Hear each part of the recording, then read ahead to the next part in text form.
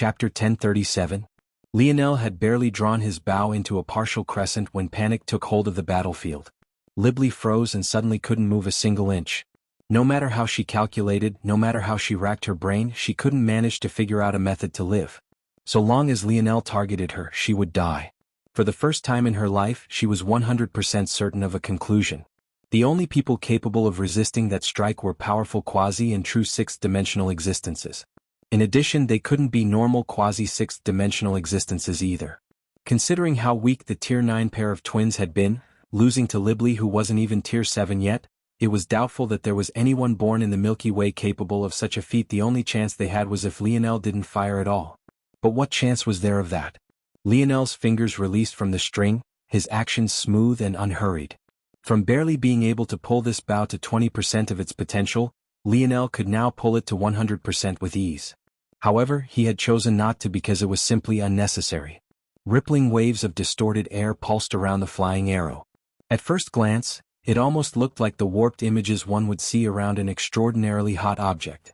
The air wasn't steaming, but its surroundings twisted and bent almost like a rippling puddle of water. Protect the princes. The roar came from the backline, but the Krar's warriors all fell into rank. As though this order was an injection shot of bravery, their eyes went red. Visit. For a better user experience a commander type ability? Lionel's gaze narrowed. But this works out well too. Several roars shot into the skies, rows upon rows of warriors blocking the path of Lionel's arrow toward D and Dre. As far as Lionel was concerned, the large number of Krar's warriors was the main roadblock to him capturing this space. So, he hadn't hesitated to target their leaders as he had done from the very beginning. As for the results, they were just as shocking. Lionel's arrows became no different from a screeching projectile shot from a powerful ballista. It tore through the first line of warriors, reaping 3 lives at a time. Even the waters it traveled over split beneath its momentum, creating a violent churning effect that made the situation all the more disastrous. This time the arrow was on target. Lionel wouldn't be taken off guard by the same thing twice, and he had already adjusted his calculations. The result was an arrow far more devastating than the last. The first casual arrow reaped just over a dozen lives despite hitting nothing but air the whole time. This arrow, however, reaped that many on just first contact. It tore through the army, shredding armors to pieces and twisting flesh and bone into grinding meat paste. Visit. For the best no_vil_ing experience, D and Dre watched on in horror, their hearts trembling. Even the elite warriors they had originally come with found it difficult to even move an inch. The only one who had managed to do anything was the old man who shouted out earlier, but even then he had only done so to protect himself. Is a suppression between dimension. Who is this monster? At that moment, Dre finally understood. They were truly finished. Bang. The arrow finally landed on the waters, a violent churning of water jetting outward. Shards of space followed suit, shredding anyone in its way to pieces. By the time the waters calmed, 1/4 of the thousands the Krars had brought had been wiped out. The speedboats finally entered the range of the battlefield, their parachute systems deploying like the wings of a silver bird and their anchors falling. Bow in hand, a dense violet fog hung around Lionel. Fused with his level 3 bow force, it felt like a curtain of gravity had fallen over the second lake crossing, making the knees of those who laid eyes on him weak. Visit. For a better user experience right then, Milan, Raj, Drake and Alan stepped out of the boats ready to fight. However, what they saw when they came out left them speechless. The retreating warriors had come to a grinding halt, not daring to move a single step any longer. A cone-shaped had opened up toward the center of the battlefield, followed by a path of blood and gore. And every one of the warriors, despite some clearly being on opposing sides, had locked gazes with Lionel, the fear in them clear. Hey Cap, what'd you do? Raj cleared his throat and squeezed these words out. Alan, however, noticed that Lionel's back wasn't as straight as it normally was. In fact, his skin was paler than usual as well. Whatever it was that Lionel had done clearly took a lot out of him. While it was true that Lionel could fire 2 more of these arrows if he dug deep, that was only if he dug deep.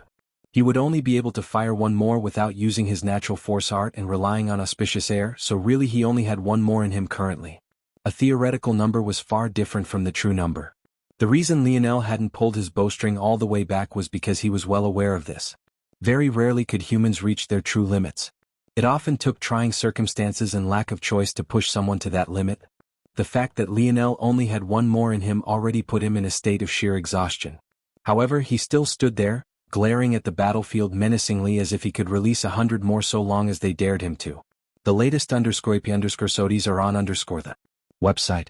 Lionel's gaze swept through the battlefield before it landed on seemingly empty space.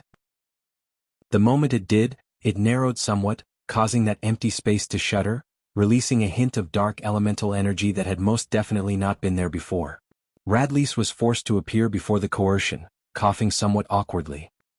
"Hey buddy, long time no see. How's Aina?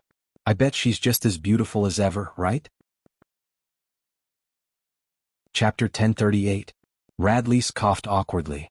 In truth, it could be said that he and Lionel had a decent relationship. They could have been friends had it not been for Radlease maintaining some distance between them by always disappearing to places unknown. However, it was also the case that Radlease had been a help to Lionel at least once before as well. Though it wasn't really a big deal now, back then, it had been about as far out as a person could stick their neck for someone they hardly knew. Back when Lionel had been faced with those three seniors, it was Radlease who had run off to get an authority figure who could help out.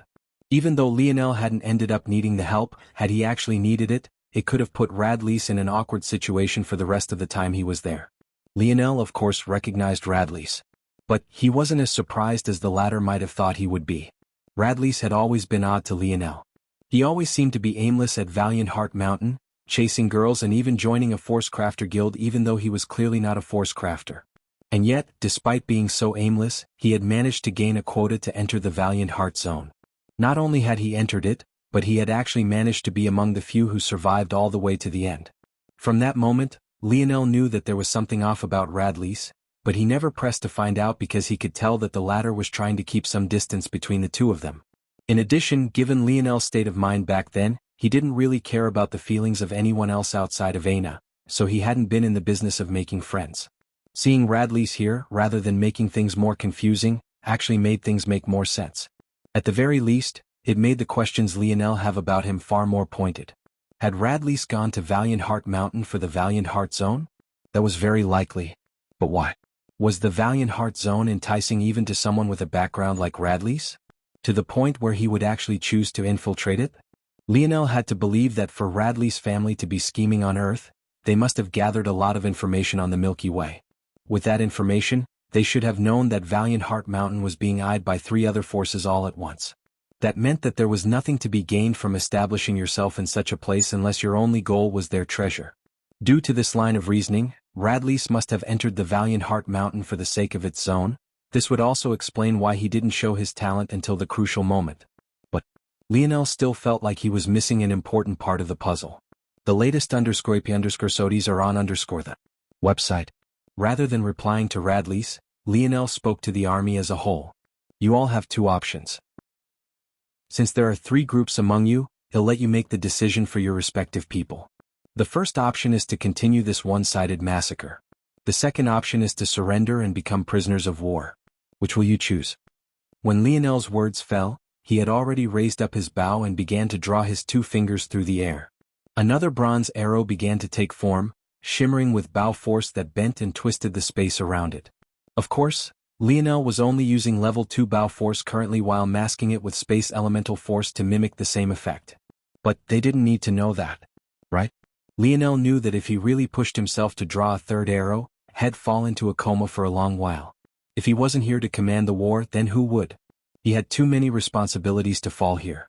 I surrender. Lionel raised a brow. The voice was female and came immediately after his words fell. It was clear that this person had made a decision long ago and chose to surrender. Lionel was a bit surprised to find that it was Libly. From what he knew about this young woman, she was quite headstrong. But it seemed that she also knew how to be flexible as well. Visit. For the best no understanding experience from the look in her eyes, it didn't seem like she was afraid of death. But she also didn't seem like she was faking it either. Lionel nodded her way. As long as Libly surrendered, it meant the rest of the Radix family would follow suit as well. Raj. Gotcha. Raj's chubby fingers moved and a swarm of metallic sand shot forward, wrapping around Libly who had long since stepped out of her battlesuit. I surrender as well. Radlease chuckled. You won't treat me badly, right Lionel? Toward Radlease's casualness, Lionel could only be speechless. Did he not realize how serious these matters were? Or maybe this guy was just always like this. Dee and Dre took this matter the most harshly. The Krar's family had the most to lose in this endeavor and they had gone all out to fulfill that goal. And yet, their plan had been thwarted like this?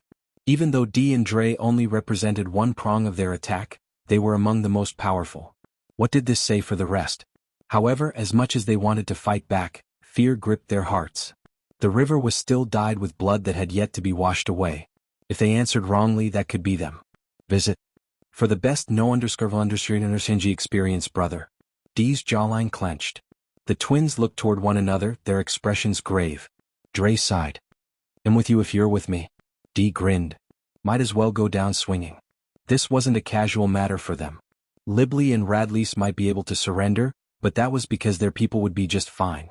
Their families would likely negotiate a large ransom for their return. However, the Krars could not afford this. All of their chips had been pushed to the center of the table. Even if they couldn't win this battle, they had to weaken Earth as much as they could. Lionel could already tell what their answer would be the moment he saw these looks. Men of Krars. Dee's voice boomed. Protect your homes. Dee and Dre dashed forward through the cone of blood formed amidst the battlefield, taking on the vanguard. If they died, then they died. As princes of their empire, they had to be the last to give up hope. Lionel's gaze narrowed and he waved his hand. Thousands of soldiers swarmed out of the speedboats, the final battle for the second lake crossing beginning. Visit. For a better user experience, unfortunately, it seemed that the finale was already set in stone. Chapter 1039. The battle lasted less than an hour. Even without releasing his arrow, just the oppressive might of Lionel's level 3 bow force was like a domain all to its own. Its presence alone had a suppressive effect on the Krars that lasted until the very end. By the time they realized that this was all because Lionel couldn't casually release such attacks, it was already too late. Dee and Dre found themselves caught much like Libley and Radlease had been. They had wanted to fight to the death, but why would Lionel allow that if he didn't have to? These two represented a treasure trove of information. As for whether they gave it up willingly or via the use of different means, Lionel didn't particularly care. He was sure that there was someone with an ability useful in this respect somewhere. You tricked us. Libley spoke plainly. At this moment, the second lake crossing was no longer empty. It had gained a large metallic cube chained to its surrounding islands as well. Within this metallic cube, Libley, Radlease and the twins lay in chains while the remainder of their armies had been placed within segmented cubes. Lionel stood before their jail cells, made of the very same material the dark cloud prison of Earth was formed of. Though it didn't work as well against fifth-dimensional existences as Earth had yet to produce such ores at the fifth-dimensional level, it was still good enough to severely weaken them. Lionel shook his head. He hadn't tricked them. If Libley and the others insisted on battling, he would have definitely drawn his arrow once again. Libley was well aware of this as well, which was why despite what she said now, she didn't regret her decision. She was logical almost to a fault, and unless it was strictly necessary, she would never sacrifice herself meaninglessly like the twins tried to. As long as she survived, there would be a chance at another day. But if she died, any hope there might have been would be lost. It was wholly irrational to fight losing a battle, so she refused to do so. The latest _AP_SODIES are on the website.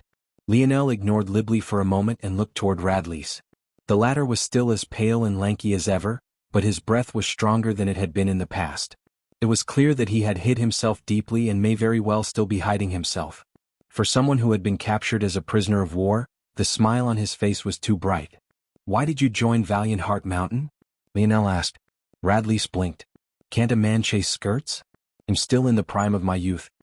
Gil, who wasn't too far away, burst into laughter. Hey Cap. I like him. Maybe we should let him go. Two perverts in a pod. Alan shook his head. What do you know? A sign of a healthy man is his perversion. Only we can allow the true nature of the repressed female to shine forth in its true glory. It's you prudes that are responsible for the double standards those repressed flowers must suffer through. Oh yeah. Milan laughed. There are plenty of brothels on Earth right now and our population's lacking. Why don't you go take a few of those repressed flowers as your wives and have some babies? Gil coughed. Everything in moderation, friend. Everything in moderation. The latest _AP_SODIES are on the website. The exchange made the boys laugh, especially Radlease, but Libley's expression twisted with a hardly concealed disgust. Was this how men talked when they were alone? She wanted no part of it.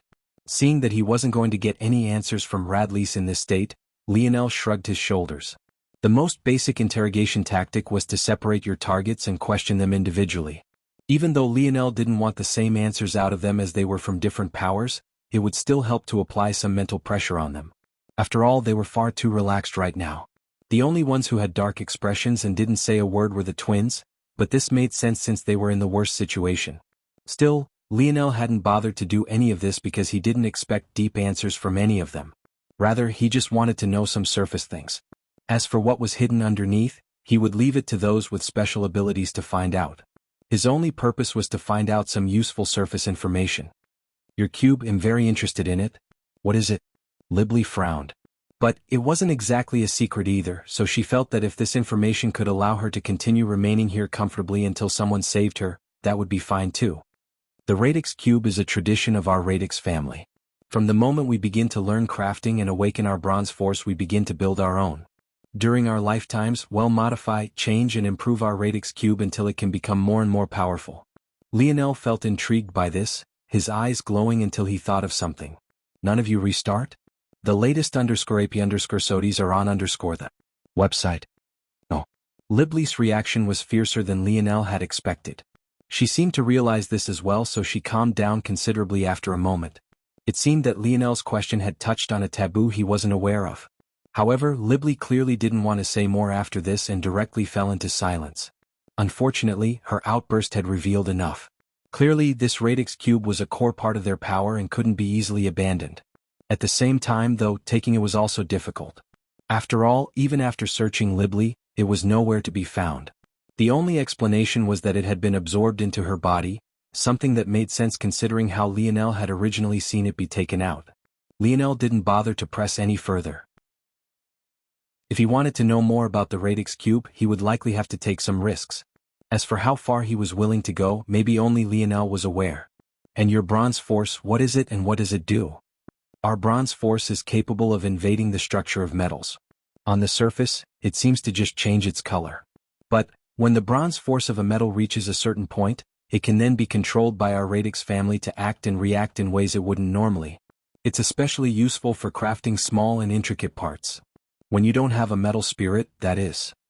Libly gazed toward Lionel, clearly remembering why they had clashed the first time to begin with. As for Lionel, he could tell that Libly probably hadn't told him the full explanation, but his alone was enough for now. Finally, Lionel turned his attention toward the twins. However, the result of this was far more complicated than he had expected. Seeing their downtrodden appearances, even setting aside their injuries for a moment, Lionel felt as though something within himself had shifted. Just kill us, D said without raising his head. We won't tell you anything. The latest _AP_SODIs are on the website.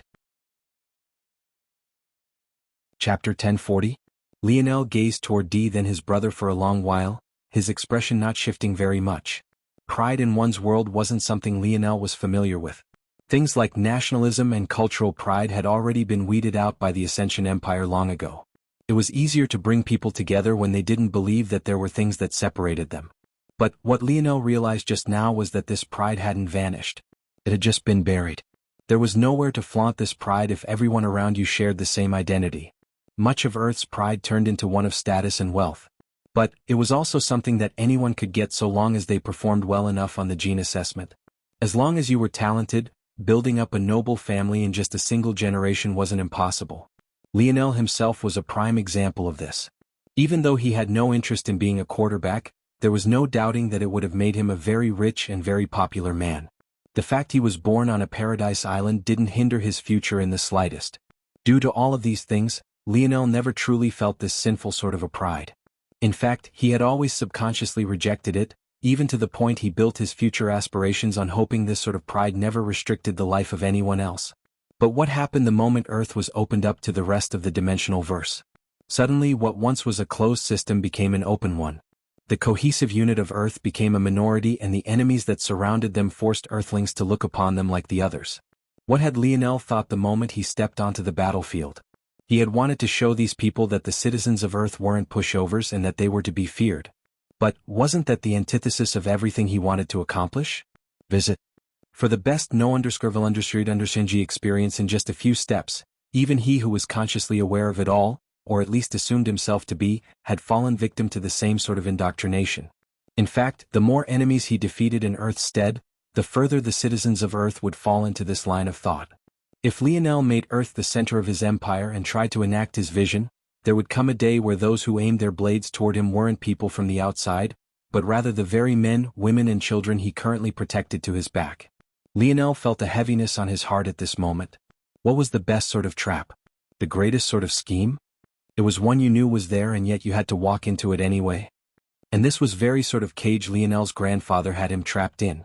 Lionel sighed and looked up toward the metallic ceilings above him. He wasn't ready. He was nowhere near prepared enough to face his grandfather or challenge his ideologies. Who was right and who was wrong didn't matter because regardless of it all, if things continued in this way, Lionel simply had no chance of winning. I want to be a king but I have not the faintest inkling of how to do that. I don't even really understand myself. How can I grasp the hearts of people I want to follow me? My uncle is probably right to say I have no right to challenge that old man. Lionel closed his eyes, his aura going from turbulent to calm. The emotions that Dee and Dre had showed on the battlefield replayed in his mind again and again. They had put everything on the line just for a chance at weakening the people of Earth just the smallest bit. Visit.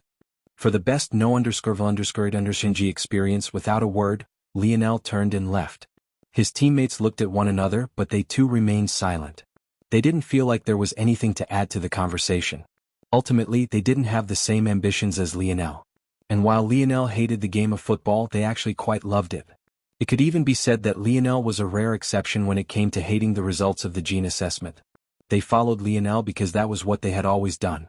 This sort of team bonding, relying on each other and having each other's backs is exactly what they lived life for. If they could have a few laughs with their brothers along the way, that was also what they would do. If Lionel wanted to figure this out, he would have to rely on himself. But once he did, they would be the first to follow. Lionel spent several days building the wooden fort of the second lake crossing. His speed and skill this time was much greater. As for the matter from the first lake crossing, Lionel didn't worry. If things had gone horribly wrong, Arthur would have already contacted him. By the end of the week, everything was prepared. In that time several scouts had come from other regions to see what had happened, but how could they hide from Lionel's internal sight? They were all dealt with swiftly and easily. On the 8th day there was finally movement. Cap, we just got word from Big Sis M. The latest understudies are on website. Lionel looked up, a familiar spear made of vines and a blade of roses lying on his lap. What happened? Do they finally need help? No, Alan spoke as he came into view, a slight sheen of sweat from his daily workout still on his forehead. Something weird is going on. It seems like the other families found out that we caught their geniuses. We captured that Libley and Radley's guy over here and Arthur, M and the others captured a few of their own. According to the message, they're issuing a challenge. Apparently it's a custom of the dimensional verse to claim their prisoners of war back with one-on-one challenges. Lionel raised an eyebrow. That sounded absolutely ridiculous. They also said that if there was anyone who could defeat their warriors on neutral ground, without the suppression of Earth's fold of reality, they would directly retreat and leave Earth alone. Lionel's expression warped. How shameless were these people exactly? Why did it sound like they were being done a favor? And as if Lionel would believe their nonsense about retreating. They probably realized that Earth wasn't as simple to take a hold of as they originally thought, so they would take this opportunity to retreat to their bases in the Milky Way and wait for a better chance to assault their fold of reality. They might even wait until Earth broke into the 6th dimension so they could send their true powerhouses forward. There was also a good chance that it was a combination of all of these things on top of being a trap. Lionel wouldn't be surprised if they used this so-called neutral ground to make a move. This was war and history was written by the victors. Lionel wasn't naive enough to trust them. Visit.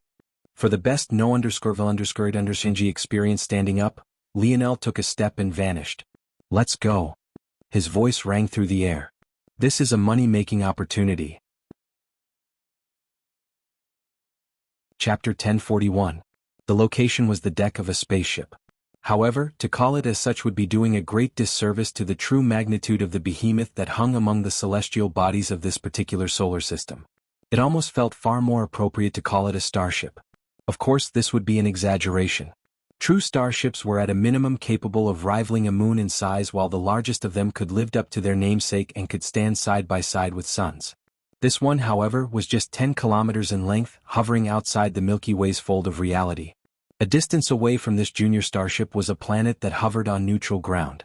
It wasn't currently claimed by any major powers of the Milky Way Guild and was actually meant to act as a relay station to the starship. Lionel, who had appeared on this planet with his brothers to his back, couldn't help but chuckle. Before Lionel, a middle-aged man with a cold expression stood. His left eye had been replaced by a rolling bronze eyeball and his right was covered in a monocle. Currently, he was the one responsible for manning the teleportation station to the starship hovering overhead. This planet was an edge planet. It existed at the very border of a fold of reality and was valuable for its use as a jumping point. But outside of that, it was quite barren and lacked in resources. So, not much unlike the asteroid gas station era had gone to for the sake of reporting Lionel, there was hardly anyone here. Visit. For the best no_v_underscore_g experience, it wasn't just Lionel who had come. Noah and Jessica were present, along with Tyrion and the Moon People. However, they were all infuriated as well. The issue challenged by the sixth-dimensional galaxies was clearly a blatant provocation. Not only was it a ridiculous excuse piggybacking off of a rule that didn't exist, but they had even insulted the intelligence of the people of Earth a step further by actually placing so many hoops before them for them to jump through. Lionel held an amiable smile on his face even while realizing the situation they were in. Since he had chosen to approach every situation like this until he was forced not to, then he would follow through with that choice, even if it seemed blatantly obvious that the purpose of these people was not pure. I don't think that this would be in our best interest. How about we meet in the middle? Lionel spoke to the middle-aged man. Since we are already here, why not come down? We are more than willing to have this battle. However, stepping on your ship doesn't seem to be necessary, nor does it fulfill your original promise of a neutral site. The reality was that the fact that they could pick the location of this planet inherently made it not neutral to begin with.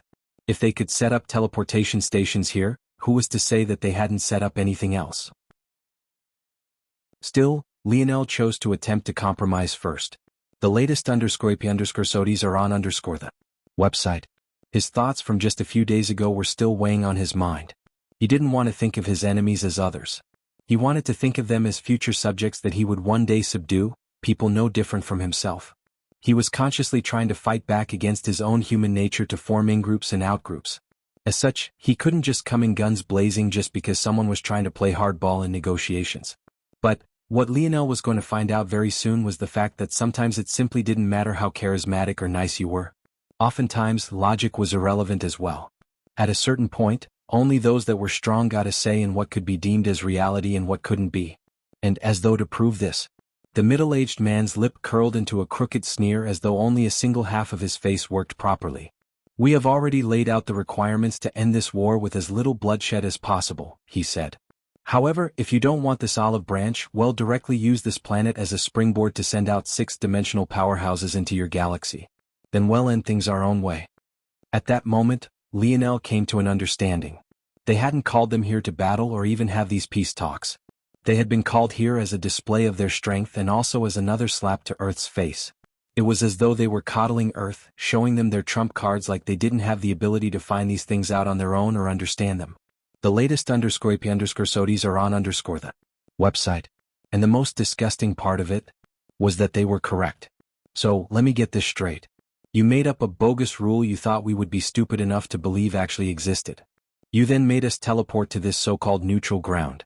And yet, instead of this neutral ground being the location of battle you asked for, you want us to teleport again so that we can go to your spaceship? Milan spoke without a care for courtesy. Usually, with Lionel and Noah taking the helm as princes of Earth, it wasn't the turn of others to speak. But having been following Lionel for so long, a man who didn't really care about such strict hierarchy, Milan never hesitated to speak his mind, even in the face of these people. He was already infuriated at this point. These people, did they really think that they were stupid? The reason they had come here despite knowing that this prisoner competition was bogus was to prove that they had nothing to fear. Even if it was one-on-one battles, who cared? Since when were the people of Earth afraid of anything of the sort? But now they were very clearly taking it too far. The latest _p_sodies are on the website. The middle-aged man's bronze eyeball spun, landing on Milan. Without a word, a formless pressure shot outward, forcing Milan to retreat explosively. Even one of his energy shields imploded on contact, not being able to withstand even a single surge of aura. Before anyone could react, Milan had already been forced backward dozens of meters. Tell your barking dog to watch his mouth. It's already beneath me to waste my time here. This isn't a negotiation. You either do it or you face the consequences. Lionel's smile slowly faded. Chapter 1042. On the back of the junior starship, several groups of individuals stood. It became clear after some observations that they mainly fell into 4 categories. There were the unit of the Radix Midas families, then there came the Umbra, Rain, and even the Flora family. Despite their status as lifelong enemies, the Flora family had still come together with the Radix Midas families. It was clear that benefits were placed above all things when it came to these large families. Though there was some tension in the air, it wasn't anything these noblemen and women hadn't experienced countless times before. What was a gathering of noble families without millennia of pent-up grudges and never-ending revenge stories? At this moment, though, they all stood with cocktails and drinks in their hands, laughing and amused expressions on their faces as they gazed down toward the planet below. It was definitely a good choice to send Rotsan to go and make our stance clear. Look at how much fun he's having down there. The one who spoke was a gorgeous middle-aged woman. She had sparkling blue eyes and cascading black hair. There was something about her that seemed particularly illusory even though she stood on the back of the junior starship just like the rest of them. This woman was the current head of the Rain family, Dolores Rain. My little brother has been a pain in my neck all his life. It's about time he put that talent of his to some use. The head of the Radix family, Averon Radix, laughed. He currently stood right by the head of the Midas family, a man of enormous stature with teeth shimmering like sharpened rubies, Cirrus Midas. Visit. For the best no-understanding experience. The fools of Earth actually dared to capture one of my sons and yet were stupid enough to come here as though there could be negotiations after that.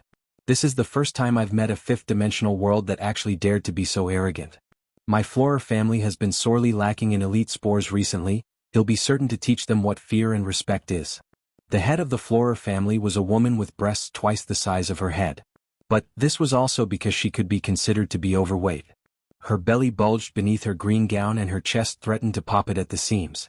It was clear that even if she lost the extra weight, she would still be elite in that department.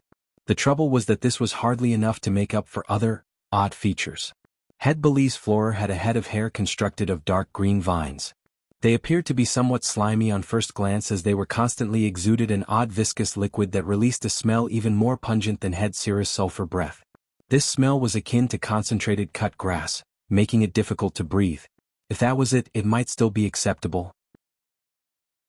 But Head Belize also had a spider lily growing out of her forehead and its roots were visible beneath her skin. It made one's spine tingle watching the roots pulse every so often, sucking in her blood from nourishment. For a family of supposed tree lovers and huggers, the Flora family was seen to be the scariest of them all. If they were aware of exactly what elite spores were, this conclusion would be even more set in stone. The final head was, of course, of the Umbra family, Xylem Umbra. However, neither he nor the youths to his back spoke a single word. It seemed like, unlike Radley's, the remaining members of the Umbra family matched their pale skin with stoicism and quiet. Isn't it because they're fools that we have to lay it out so plainly for them? Dolores chortled. We clearly only sent the younger generation after them as a sign of good faith and a form of taking a step back as the strong bullying the weak, but they actually took this as being our own weakness. Since they don't appreciate kindness, well, show them something else entirely then. Visit. For the best no-understanding experience, Averon, it'll be best if your brother lets a few of them escape, but as punishment I think about half of them should die. What do you think? I agree. Belize supported Dolores. I would say to kill them all, but we still need to get the young ones back. Averon chuckled. There's no need to worry, Rotsan knows what to do. I think Earth actually sent 2 of its princes here as well, we might as well capture them both too. Fools. Belize sneered. They really think we haven't sent anyone in the 6th dimension because we can't, when in reality it's because who would pay such a heavy price to crush an ant? The youths behind the 5 heads all held an undisguised contempt in their eyes. So what if Earth had potential? It was ultimately just that, potential. When in the face of a higher dimensional world, what chance did they stand? On the barren planet, Lionel looked back toward Milan who had been forced to retreat. At that moment, the young man who had been protecting Lionel all his life had a trickle of blood running down his lips and dripping from his chin. There was something especially sharp about that red color in Lionel's eyes currently. It was as though he could only see the whole world through shades of it and nothing else. Visit. For the best no-understanding experience, barking dog? Lionel said lightly. That's right, did I not speak clearly enough for you? Rotsan's sneer deepened. Do you need me to repeat it a bit louder for you? Keep your barking dog on a leash or else I'll leash him for you. The youths of Earth suddenly flared up. Many of them knew Milan well as they had been fighting together for years before Lionel returned. This sort of humiliation wasn't something they would stand for, however the strength of Rotsan was completely out of their expectations. They found it difficult even to stand near him. However, even as their tempers flared, the two princes, Noah and Lionel, only seemed to get calmer. I see. I don't think I care anymore. Lionel said lightly. Don't care? That's the right idea. Dogs should be dogs, what need is there to care for them? Rotsan's next words couldn't help but pause when Lionel turned back to meet his gaze. At that moment, the twin oppression of the princes bore down, causing the wind in the surroundings to turn heavy. Sometimes being nice is just a waste of time. I wonder if your head would make your galaxies understand? Lionel's voice had become akin to a reaper's. The latest _sodies are on the website. Chapter 1043. Rotsan's smiling expression became even, a murderous aura coming off of him before the smile returned. This time, however, it seemed particularly bloody despite not having the slightest tinge of red associated with it. What did you just say to me? The aura of a quasi-sixth-dimensional existence rose into the skies, rippling waves of earth spreading outward, threatening to send the youths before him flying into the distance. He had decided he would thoroughly humiliate them all. Only then would he kill half and send the other half crawling back to Earth. Who did they think they were to challenge the dignity of a sixth-dimensional world? Those within higher dimensions were the gods of those below. This wasn't a simple barrier separating people, it might as well have been a chasm separating species. If you were from a lower dimension, you were nothing more than an ant. This was the way of the dimensional verse.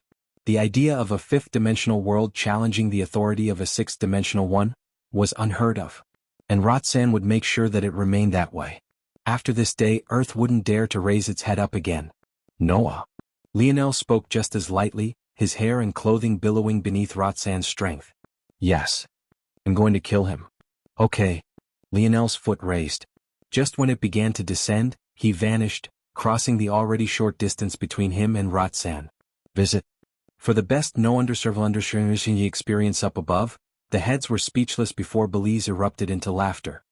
They really overestimate themselves. This makes things easier. Now no one can say we bullied the weak, it's clear these fools who attacked first. The others' heads remained silent, but the look in their eyes painted a picture that couldn't have been more clear. However, their expressions changed when Lionel reappeared. A man donning silver armor appeared before Rotsan, his twin-bladed spear sweeping through the air with an eerily silent momentum. It was as though everywhere it passed by, it would be spliced into two. There was nothing that could obstruct its path and even less that could force it to halt. Rotsan's pupils constricted. He could feel the strength behind Lionel's strike, and it somewhat surprised him. But it was nowhere near enough to force him into a corner. He raised a hand, his radix cube actually appearing, something that made his brother's gaze narrow. For Rotsan to take out his radix cube to face a junior, this was definitely out of their expectations. It was clear that they might have miscalculated a small measure. However, even then they felt that this was good. If Rotsan wasn't underestimating his opponent, this would only end swifter. Rotsan's radix cube shimmered, adhering to his palm and coating to fit it.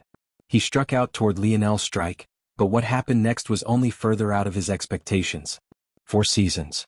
Bang. An eruption of universal force rocked the skies. Rotating artistic conceptions fused and defused around Lionel, each forming a gorgeous image in the skies that gave the barren planet some character. The latest _sodies are on the website. Summer. Radiant core. The images shifted and grew brighter, a singular core of silver red less than a quarter the size of Lionel's head forming. It appeared between Lionel's spear blade and Rotsan's bronze palm, leaving a sickening crunching sound in its wake. Rotsan's eyes widened, a shrill cry leaving his lips. He could feel the force of his radix cube being distorted. And even worse, there was a strong radiation and heat searing his skin to it. In the blink of an eye, not only had his hand shattered, but it had also gained a coating of molten metal. He retreated explosively, his mind going blank. This was his radix cube. How could it possibly be so fragile? It was designed for battle. It was only at that moment that Rotsan noticed the weapon in Lionel's hand. As a force crafter, it only took him a single glance, Quasi-silver? Roxanne didn't get much time to think when he realized that someone was actually behind him. Noah had appeared with his enormous saber. It rested on his shoulder, his gaze remaining just as placid as Lionel's own. An eruption of universal force surged out of him, the skies beginning to twinkle with flashing meteors, radiant moons, gorgeous worlds and sparkling stars. Like this, Lionel and Noah split the battlefield in two. One side was a paradise of the skies, the other was a paradise of the earth. A clash of the greater dimensional verse and the simplicity of the seasons. It was the kind of gorgeous painting that deserved to be immortalized. Noah swung down. Unlike Lionel's silent strike, his resounded like rumbling mountains. The air quaked and the ground beneath his feet split. Visit. For a better user experience, damn it. Roxanne was infuriated. He had been caught off guard by Lionel and now he was suddenly being pincered by two brats. Did they really think that he was a pushover? Roxanne brought down a strong chop midway up his forearm, slicing his own hand and wrist off. The radix cube fell to the ground along with his flesh. But, just before it hit Earth, it rebounded as though it had a mind of its own, shooting up into the air again. Roxanne shot out his bloody stump as his bronze eyeball rotated. A laser shot out from it and toward Lionel. At the same time, the radix cube morphed despite some of its internal components being melted. It reformed an enormous palm, replacing Roxanne's missing hand. With quick actions, Roxanne spun back toward Noah, slamming a palm of spinning gears toward his saber. Bang! A surge of force clashed between the two. Having been forced to attack in a hurry, Roxanne was only able to gather up enough strength to match Noah evenly. Complete cycle of the heavenly body realm. Roxanne's pupils constricted to an absolute extreme before his expression changed. That's impossible, Roxanne couldn't finish his thought, his force surging as he sent out an opposite palm toward his back. He didn't know how Lionel could have possibly managed to deal with his laser so quickly, but he didn't have time to think. Winter. Withering snowfall. No. Visit. For a better user experience, a spurt of blood shot into the sky, an arm spinning about in the air beneath the fountain of crimson. Chapter 1044. Roxanne's shock reached an untold level. He was certain that he had done enough to block Lionel, whether that be his laser or the subsequent attack. But he had somehow lost his arm. That should have been impossible. His laser was a hidden measure and carried the impact of a Tier 9 expert, not to mention a speed that dwarfed even a quasi-sixth-dimensional existence. To make matters worse, his strike should have been more than enough to deal with a Tier 1 expert like Lionel who had only grasped the Four Seasons realm. But, to his shock, not only was Lionel's Four Seasons realm far more powerful than any Roxanne had ever come across before, but his winter artistic conception was actually able to corrode his force. The result was the force Roxanne prepared as a counter being rendered useless and his arm flying off as a result. To Roxanne's horror, Lionel's assault didn't come to an end, nor did Noah take even a step back. Their oppressive auras rose in unison, burying Roxanne's own beneath their might. Roxanne dove to the side, running from Lionel's blade and trying to slip Noah's in such a way that the two princes would be forced to clash. However, it was right at that moment that a new oppression descended. Lionel's gaze was cold, the pale violet hues of his irises dancing with a darker and darker light. He held out his silver dual-bladed spear, the air around it trembling. Lionel had had this spear in his possession for a very long time. But he had never been able to use its domain. Every attempt he made resulted in the spear fighting back, its disdain for him being almost palpable. However, things were different now. A buzzing sound appeared from thin air, the spear continuing to tremble. Duality. Visit. For the best no_vel_8_ng experience, Lionel and Noah's speed suddenly broke through a barrier. Realizing the change, Noah no longer hesitated, his body weight increasing explosively as a sheen of diamond coated his skin. His saber doubled in size as he swung down. Roxanne's expression warped. He tried to retreat again, but for some reason he found that his speed had plummeted. His bronze eyeball spun, a sudden realization hitting him. The percentage of his speed he lost was exactly how much Lionel and Noah gained, simply split between the two of them. He was a crafter. Picking out the subtle details and completing quick calculations was something he had been doing all his life. He realized then that there was no way this was a coincidence. Was this the ability of Lionel? How could he have such a powerful ability? The exchange between the three grew heated, Roxanne throwing out everything he had to survive. But the delicate instruments of his radix cube had been destroyed by Lionel right at the outset of the battle, leaving him with only the most crude of his crafts. He realized that Lionel had planned this from the very beginning, driving him into a corner from the start and ensuring that he never got to use his full strength as a quasi-sixth-dimensional existence. His actions had seemed reckless, but they were calculated to an extreme. Roxanne wanted to shout this out at the top of his lungs, to warn his brother and the others of what they might have to face, but he was so suffocated by the two princes that he couldn't even find the space to take a breath. On the ship above, an eerie silence had fallen. Averon Radix's veins popped along his forehead, the aura of a sixth-dimensional existence threatening to shatter the space around him. The creaking of the ship grew more and more violent. "Het, I will go." A young man stepped out from the Radix family. He knew that if the Het could go, he already would have. Unfortunately, even though the junior starship seemed to be hovering just above the planet, the reality was that they were literally a world away. Crossing into a fifth-dimensional fold of reality took a lot out of a sixth-dimensional existence. By the time he succeeded, the battle would be over. "Go." Averon practically growled. "Visit." For a better user experience, sabers, spears and palms crossed and clashed. Roxanne's body was beaten and bloodied, barely using the reserves of his strength to hold on. But it was very quickly becoming apparent that he wouldn't be able to hold on much longer. All around him, the youths of Earth watched on coldly, a pride blooming in their hearts as they watched their two princes drive such a powerful man to his death. Who said that they were weak? That they were dogs? The billowing violet aura hanging around Lionel only seemed to grow thicker while the emerald of Noah's gaze grew brighter. Noah's saber doubled in size again. Roxanne swung out his bronze palm in retaliation, but his attack speed was suddenly halved while Noah's accelerated even after seemingly already reaching its top speed. "Fuck. They'll go all out with you." A billow bronze force shot up around Roxanne's body, causing his skin to quickly turn metallic, all sorts of hidden gadgets within his body piercing outside and coating him from head to toe. But if this would really change the outcome of the battle, he would have already done it. In that moment, Lionel appeared to his back, his spear arching upward and taking with it Roxanne's other arm just as it rose up to block Noah's strike. Roxanne's expression became ferocious, his teeth becoming bronzed as he bit down toward the blade. But Noah's wrist shifted, hacking at Roxanne's waist. The sound of metal shearing metal resounded, Noah's saber getting stuck halfway through Roxanne's body. "Visit." For the best experience, horror lit the latter's gaze as he fell to his knees, blood and fluid oil falling out from him. Even nearing his death, he had no idea how Lionel had rendered so many of his abilities so useless. It was only after a small metal spirit wiggled its way out of his wounded hip that he came to understand. Metal? Spirit? Lionel and Noah stood over Roxanne's kneeling figure, their expression unmoved and indifferent. If it wasn't for their slightly hurried breathing, it would be difficult to believe that they were human. Lionel raised his spear. Right now, he had no intention of being diplomatic nor merciful. He wasn't a fool. He understood exactly what would have happened had he and Noah not been strong enough today. "Stop."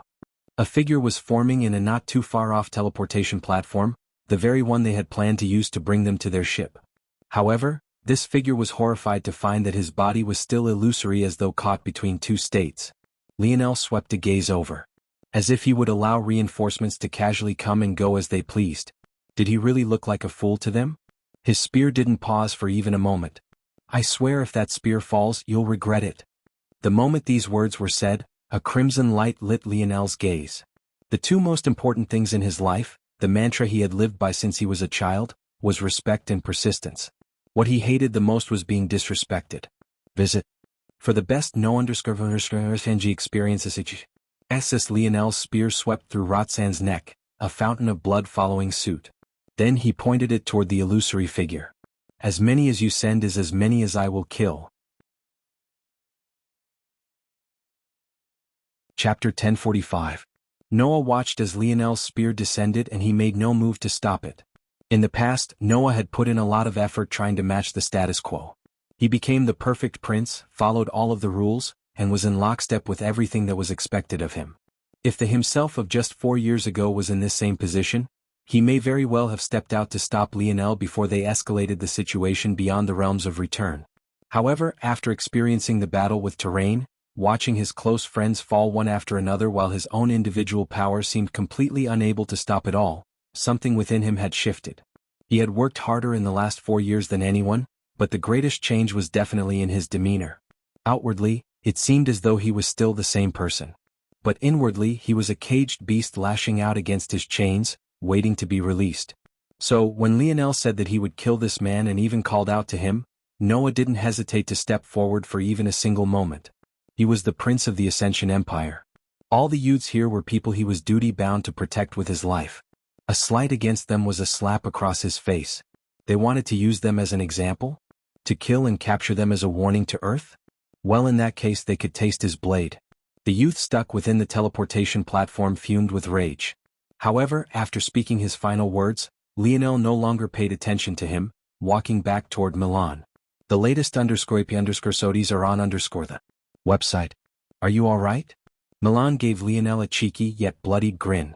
It seemed he wasn't quite aware that his teeth were soaked with blood at this moment. Milan tried to speak but he ended up coughing. Lionel frowned deeply, placing a hand on Milan's shoulder. When he used his internal sight to see the state of Milan's body, the coldness in Lionel's gaze grew deep. Milan might have been standing now, but that was only because his pride hadn't allowed him to fall. As prideful as Lionel was, his brothers were just the same. It could be said that there wasn't a single one of Milan's inner organs that wasn't damaged. In fact, maybe if it wasn't because of his skilled application of his energy shield, the result would have been worse. Both James and Milan shared the same ability. However, when James awakened he was grade while Milan was C grade initially. As both matured, the gap between them increased exponentially. After seeing James' application of his energy shield, Milan realized that he was far behind in not just talent, but ingenuity as well. So, he began to experiment with changing the form of his energy shield, and the result of this actually saved his life this time. Lionel seemed to realize this as well because his dream path ability hadn't computed this progression for Milan either. Of course, that was because he had yet to use dream path again since he returned, but it was the reality nonetheless. Calming his emotions, Lionel began to heal Milan. Only after the latter was back in perfect condition did he look toward the youth who was currently still stuck between teleportation states. No matter how hard he tried, he could neither go forward nor backward. At this point, rather than his usual bravado, he had silently begun to feel fear. If Lionel had already killed one of them, why not one more? The latest _IP_SODIES are on _the website. Bang. Lionel clenched a fist, the space around the teleportation platform warping and shattering. No. Lionel was completely unmoved. Let's head back. Lionel looked toward everyone before landing on Noah. I'm sure that their attacks will be more furious now, but I can also tell that you're all dissatisfied as well. Make sure they feel that dissatisfaction. Lionel waved a hand, activating the teleportation platform they had used to come here. However, everyone's gaze was on Lionel, who was clearly not coming with them. I won't be far behind you all, I just have some things to finish first, Lionel said with a smile. Even though his smile looked just the same as it always did, for some reason, it felt especially cold at this moment. It was only now they realized just how easy it was for Lionel to fake this smile, and it made them wonder, how many other times had he done exactly that? Visit.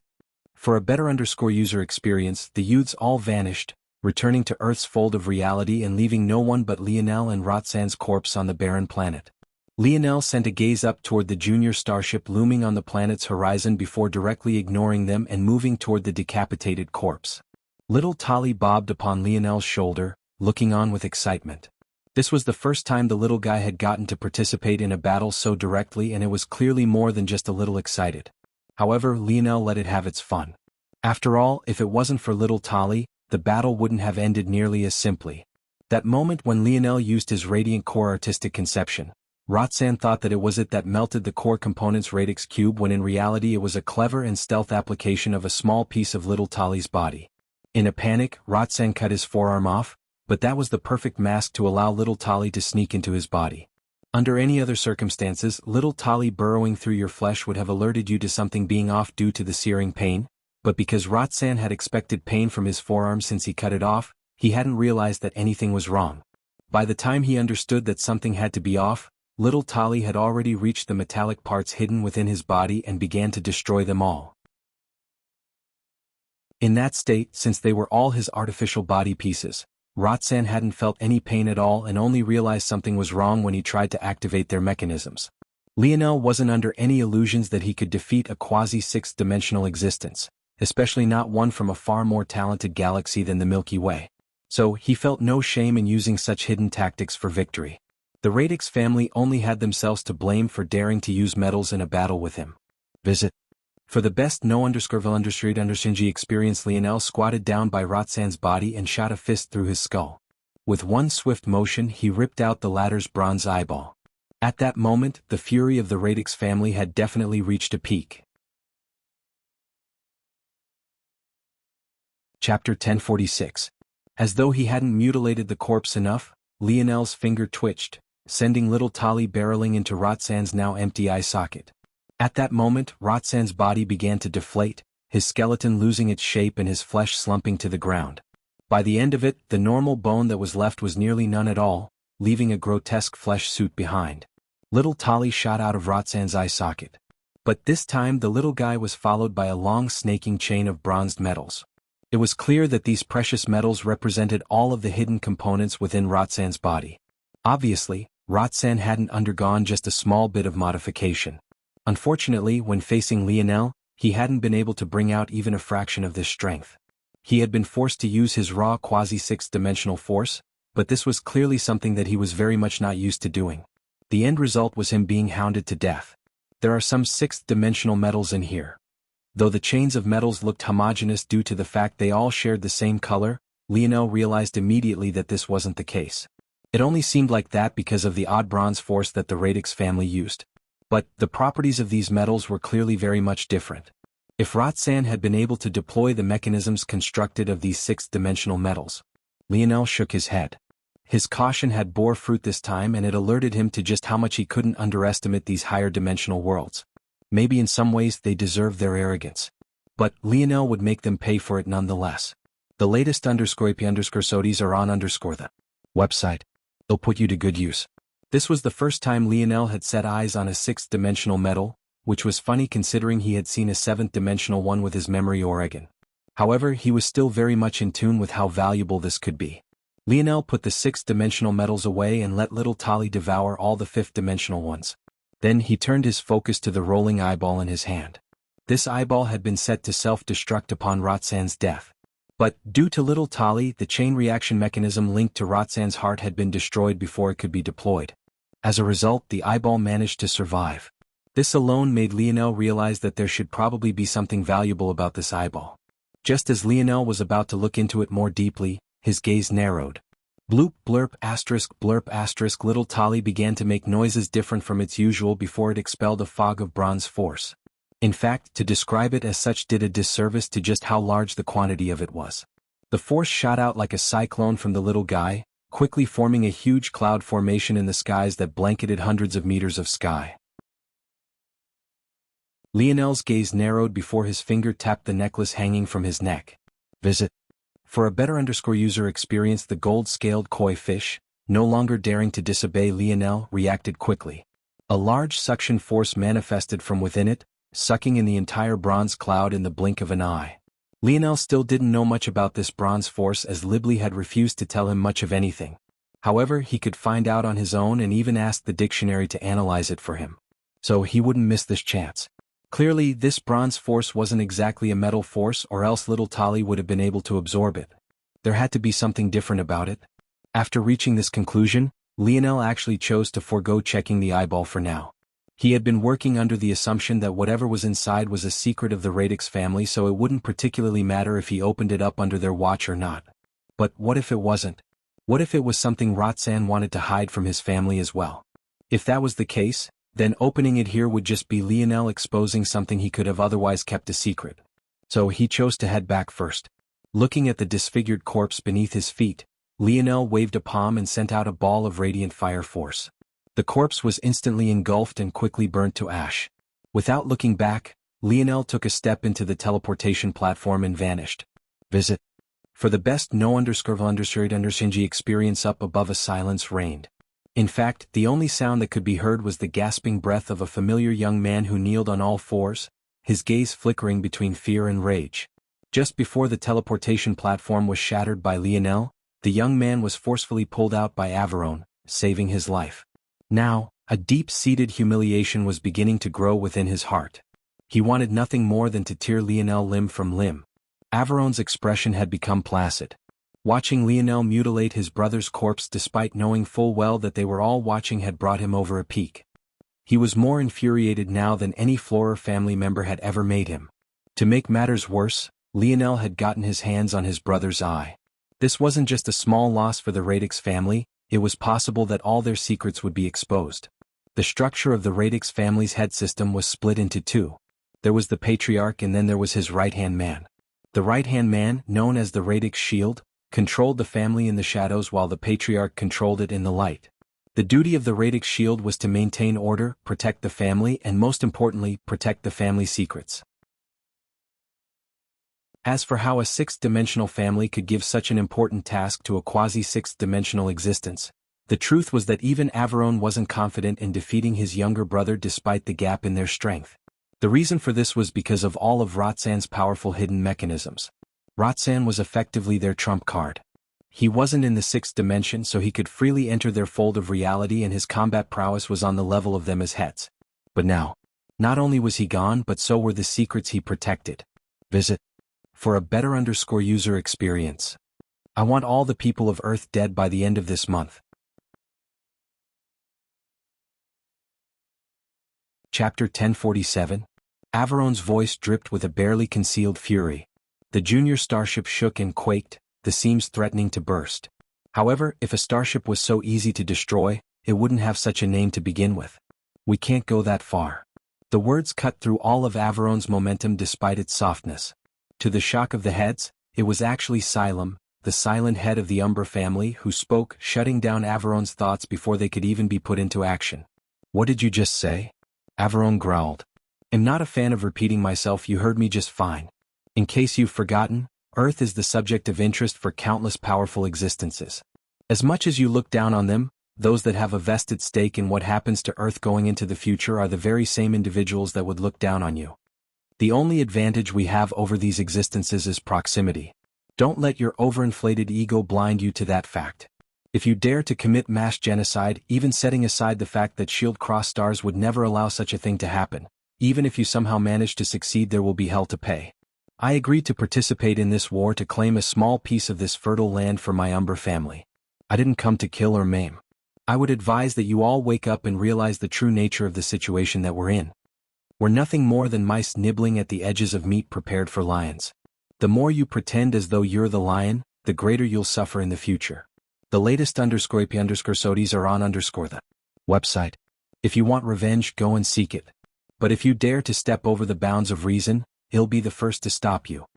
From beginning to end, the Umbra family head's words were even and unhurried, and yet it simultaneously felt as though there wasn't an opportunity to interrupt him at all. His momentum was smooth and consistent, his silent confidence weighing far more than any false sense of bravado ever could. Despite the fact he was calling himself a mouse, it still felt like something far more profound than just that. Xylem's words seemed to wake everyone out of their delusions, even Averone to some extent. That was right, they had the advantage of proximity and they could take a hold of it. But, if they went too far and compromised the food of the true giants, it would be they who suffered first long before Earth did. In addition, as the police force of the universe, there were many heinous acts that Shield Cross stars would never allow. Something like genociding a whole world of people was most definitely on that list. If their families were placed on a list of evildoers, it wouldn't even matter what gains they made here because it would all be stripped away very soon. Averone looked off into the distance, his hands still clasped behind his back. His fury was still buried deep within his heart. They had been breathing in their own bullshit for so long that they actually believed it. The reason they didn't dare to send sixth-dimensional existences after Earth wasn't to avoid bullying the weak, it was because they didn't want to incur the wrath of those higher powers. The latest _soties are on the website. They were still walking on eggshells when they came here. They were trying to probe out the bottom lines of those organizations, which was why they hadn't even tried to attack Earth directly and only aimed for the periphery. Wasn't this exactly why Emperor Fox would call them cowards? Averone took a deep breath before suddenly closing his eyes. When they opened again, they reflected the same calm they had before. But this time he was truly calm. He had experienced too much life to lose his cool for an extended period of time. Xylem. Averone said calmly. Yes. What is your end goal? As I said, I don't like to repeat myself. Xylem had made himself clear. He just wanted to carve out a small piece of these fertile lands for his Umber family. Nothing more, nothing less. Greed was the bane of human existence. Visit. For a better user experience, I understand, however I still need to know your bottom line. How far are you willing to go? Or how far are you willing to cower? Averone's words were clearly provocative, but Xylem didn't seem to care in the slightest. As long as Earth isn't eradicated, I'm willing to go as far as necessary. Xylem's stance was also clear. If he didn't want to take any risks at all, he wouldn't have come to this battle. However, he was obviously willing to do so, he just knew that wiping out the people of Earth would be way too far. Then are you willing to push our plans forward? Do you dare? Xylem fell into silence. The original plan of the families came in 2 steps. The first step was to claim a strong foothold in Earth's fold of reality when it entered the 5th dimension. The second step would occur when Earth entered the 6th. When that happened, they would no longer be restricted and could use that foothold they had earned to expand and carve out a territory for themselves. According to even the most conservative predictions, Earth's 6th dimensional fold of reality would swallow the entire Milky Way. In the most aggressive, it might even encroach on their nearby galaxies. Knowing this, the families were ready well ahead of time. The latest _IP_SODIs are on the website. If they pushed their plans forward, they would be throwing caution to the wind and effectively strangling Earth by bringing out their full power ahead of time. Even if this plan didn't go as far as to eradicate the people of Earth, what it did do was put them in a stranglehold they would have little chance of getting out of. To them, this wasn't a risk that involved Earth. As things stood, Earth wasn't prepared to deal with a full-scale attack from 6th-dimensional worlds. Their loss was inevitable. Rather, this was a risk that involved the reaction of those powers. Did they dare to do this or not? Ah. Xylem let out an odd sound. Finally, some real backbone. It's about time. Why would I not dare? Chapter 1048. While the 6th-dimensional families likely believed that Lionel had returned to Earth, the truth was that Lionel was currently streaking across the stars in the segmented cube. As for his destination, it was a branch of the Force Crafters Guild. Lionel hadn't forgotten the chance the Golden Path branch had given him, and he planned to cash in on that chance right this moment. Although Lionel's father disliked the Force Crafting Guild for some reason, Lionel doubted that problem stemmed from these lower-level branches, so he formed relationships without worrying about it. When Lionel felt that he was on the right trajectory, he allowed the segmented cube to cruise and pulled out the bronze eyeball. Just looking at it now, Lionel could tell that it was intricately structured. In fact, it was no less complicated than the inner workings of Roxanne's radix cube. Remembering how violently Libly had reacted to even the idea of restarting your radix cube, Lionel chuckled to himself. It almost felt like Roxanne had indeed restarted, it was just that he hid it in a different form. There's a lot of hidden mechanisms in this eye, and I would be stupid to think that there aren't other lines of defenses. If I take a wrong step, it would probably self-destruct. But could it be more complicated than the memory ore? Lionel highly doubted that, and he was correct.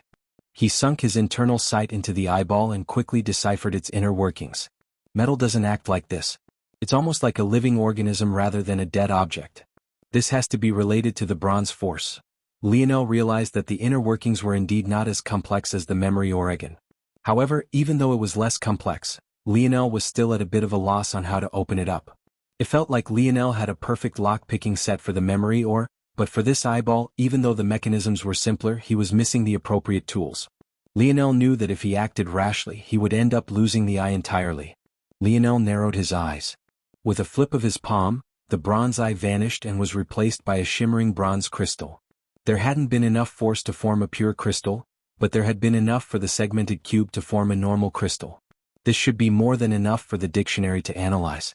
Lionel thought for a moment, trying to decide what the best question to ask was before he settled on one.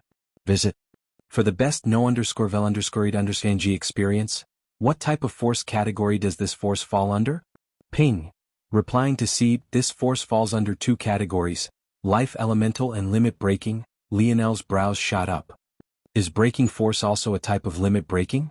Lionel had gotten so swept up in the war that he forgot about the tentacle womb. He didn't have the luxury to care about it. But now that the Seed had actually said something like this, it clicked. Ping. Breaking force is a name that the limit breaking type goes by. Lionel was suddenly endlessly intrigued. So maybe this breaking force wasn't as rare as he thought, or maybe it simply came in all sorts of shapes and sizes, not to mention qualities. But To think that the bronze force truly wasn't related to metal forces at all. Lionel had already guessed this, but even in his most extreme conclusions he had thought that it could be routed back to Earth force in some way, shape or form. Clearly though this wasn't the case. What is the strictest definition of limit breaking? Ping visit. For the best no_underscore_understand experience, to twist the fundamental governing laws of force. What happens when bronze force is applied to metals? Ping, the dictionary took a pause. It was the sort of pause that usually happened when a recording was about to go live. But to Lionel's shock there was no recording this time. That meant that there was only one explanation. The dictionary needed time to compute the answer. This truth shocked Lionel maybe more than anything else. He had never seen the dictionary need time to do anything. Clearly this was taking a lot out of it. Replying to Seed, there is a 97% chance that the inorganic metal would gain organic properties. The answer was simple and to the point, but it left Lionel speechless. What kind of organic properties? Ping. There was another long pause, but this time even after 10 minutes there was no answer. This made Lionel realize something. Don't list all the possibilities, just give me a general answer. Lionel tried to throw out this lifeline to the dictionary. Even though its answers were usually as specific as possible, he hoped it had the ability to make an exception. Visit. For the best no_understand experience. Replying to Seed, the organic properties would depend on the metal. A general property would be that the metal would become an extension of the body the bronze force originated from and become like an additional limb. Hearing this response, Lionel's gaze glowed fiercely. Even the Morales family lineage factor couldn't do such a thing. However, there was something nagging at Lionel. Felt like the Radix family was misusing their own lineage factor. Sure, this bronze force had such an effect on metals, but what about its effect on other things? There was nothing about this force that made it so that it could only be used in this way. Lionel fell into deep thought. Within the Ascension Palace's gardens, Emperor Fox sat in silent meditation as usual. He was looking younger and younger by the day. From an old man, in just a few years he already seemed to be back in his 40s. He exuded a handsome charm that could make countless women swoon and had a maturity and forcefulness to his aura that demanded respect. It was the kind of demeanor that allowed him to speak as outlandishly as he usually did, and yet still no one dared to slight him. Daddy. At that moment, a sweet voice drifted into Emperor Fox's ears. It held a delicate melody to it that even dwarfed Anya's own. It came with the kind of richness Anya simply didn't have because she lacked the age and refinement. Emperor Fox's eyes opened, his expression softening when he heard this voice. Little girl, you finished? I am coming back now. I will return to the Luxnix family very soon. Can you help send my little lion over? His mother misses him. The latest _AP_SODIes are on the website. Chapter 1049. Hearing his daughter's words, Emperor Fox became silent for a moment. He wasn't surprised at the sudden voice. As the owner of the world spirit, the princess had all sorts of abilities that only grew as Earth became more powerful. Something like this was easy to accept. Emperor Fox's silence had nothing to do with this. You're still so stubborn. The Luxnix family should have been destroyed a long time ago. Emperor Fox said lightly. You know Mom would never allow that. She lacks backbone and determination. Why else would she have been stuck at her current strength for so long? She allows emotion to interfere with what should be done. Such a family should have been wiped from existence for daring to touch my grandson. Those who are responsible have already paid. Though the princess said this, her voice seemed to have lost some of its cheeriness. In fact, her tone had become even colder than her father's, but it was clear that this rage wasn't aimed toward the emperor. Visit. For a better user experience, even she doesn't believe that. Emperor Fox's tone likewise became colder. Do you think the events of back then could have happened with just the nod of one or two people? Even now they're reaping the benefits and relying on the foolish kindness of that woman and her hold on you. Alright, that's enough. That's still mother you're talking about. I would have less to complain about if my daughter returned home instead of going to that cesspool. The princess sighed. I still can't move freely. I've only been allowed to return to the Luxnix because it's that time in the cycle again. They're beginning to recruit. In fact, I had to apply to be here. They almost didn't let me, but Val came and wreaked some havoc. Emperor Fox smiled and shook his head. Of course this Val his daughter was so casually affectionately calling out the name of was his son-in-law Velasco Morales. For him to go and wreak havoc over there, it could only be said that his balls were big enough. I'm sure they're very excited about that. Emperor Fox replied. Dad, Miguel is just a child, he can't be blamed for this. No one is innocent. He is now benefiting from the sins of others and will likely continue to benefit. But he is still the least of my issues. The entire council of elders should have been slaughtered. Visit. For the best no understanding you experienced, Dad? Emperor Fox shook his head. Your usual temper has been watered down in this situation due to your mother's involvement. However, my grandson has grown into a very particular type of young man in your absence, and his temper is worse than that of his parents and even his grandparents. If you really want him to go over to the Luxnix family right now, I can't promise that the peace your mother sacrificed so much to keep won't be destroyed within the year. He's been very unpredictable ever since that girl left him. The princess remained silent for a very long time until she suddenly registered her father's last sentence. Girl? Left my little lion? What wench is this? Emperor Fox closed an eye, the sudden outburst of his daughter hurting his ears. She had immediately gone from docile mediator to enraged lioness. If it wasn't for actions Emperor Fox took, the whole of Earth's fold of reality would be trembling right this very moment. Emperor Fox coughed lightly. Even with his temper he wouldn't get involved in the matters of children. However, his daughter clearly didn't care about this one bit. It even felt like she might truly ignore the rules of that place and go hunt that poor girl down right this very moment. It was obvious that she had no intention of asking what Lionel might have done or if he had done anything wrong at all. All she cared about was the final result. As far as she was concerned, any little girl who dared to choose a path opposing her son deserved to be punished. Visit. For the best no understanding experience about this.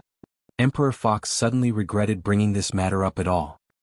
Shouldn't you be more concerned about what will happen if he goes there? If his relationship with his grandmother is severed because of this, there will be nothing any of us can do. Emperor Fox was more clever this time and chose not to admit that Lionel also seemed to hate him as well. It had been too long since he spoke to his little girl and he had no intention of making her infuriated toward him too. At this point his reasoning wouldn't matter. When a mother wanted to protect her son, she would turn even against her own father. This Emperor Fox was absolutely certain of. Either way, he had been observing Lionel for a long time. There was a point where Lionel didn't even care about the life and death of his own mother because he had no memories of her. Of course he wouldn't tell his daughter this either, or else who knew how she would react. At that point, because of what happened back then, it might be both Lionel and she who fell out with the Luxnix family completely. If not for that event, Lionel wouldn't have been forced to come to Earth and wouldn't have had to leave his mother's side before he was old enough to remember her. Trouble is that the same indifference Lionel had for his mother previously was likely the same indifference he currently had for his grandmother. If he was also to find out that it was her efforts that protected the perpetrators of something Emperor Fox was sure Lionel was furious about. That young man truly loved to cause trouble, so the outcome was obvious. If Miguel didn't react appropriately to the situation, the efforts they made in saving him from Velasco as a child would all come to nothing if he just died at Lionel's hand anyway. As for Lionel's suffering at the hands of the Luxnix, Emperor Fox didn't even consider it. If Lionel really ended up like that, he would just disown him as a grandson. Visit. For a better user experience, unfortunately, Emperor Fox's diversion tactic didn't work. Oh, this girl? Just one more chapter coming today? Decam. Chapter 1050. Lionel had no idea that his mother was currently speaking with his grandfather about such things, and he also had no idea that his grandfather actually knew so much about his life. It would be hard to tell how Lionel would react to such a thing. It was an odd coincidence though. Lionel's mother might have contacted Lionel directly to tell him to go to the Luxnix family, but Lionel wasn't currently in Earth's fold of reality, so the princess hadn't been able to use her world spirit to find him and could only speak with Emperor Fox. But maybe this was for the best. If Lionel had to be hounded by his mother about what happened with Aina, who knows how such a thing would end. This aside, the current Lionel was still thinking about Bronze Force, imagining the ways that it could be applied and used. According to the dictionary, Bronze Force reacted differently based on the metal it was targeting, but the fundamental truth was that it could give the inorganic characteristics of the organic. This was what allowed the radix to fuse their cubes into their bodies, presumably, and it should also be what allowed them to control the metals to form delicate structures. Under these conditions, the radix family should be quite good at creating crafts for themselves but lacking creating crafts for others. After all, it wasn't like they could give their Bronze Force to others to use. There was something else curious about this as well, and that was the close relationship between the radix and Midas family. That must factor in somehow. However, Lionel couldn't really wrap his head around what was so special about their relationship and why they insisted on maintaining it generation after generation. From what Lionel understood, the Midas family was one with great fire affinity. But he didn't know much else. He wasn't sure what could be so useful about this, especially since the crafting of the Radix family obviously didn't rely on fire. Visit.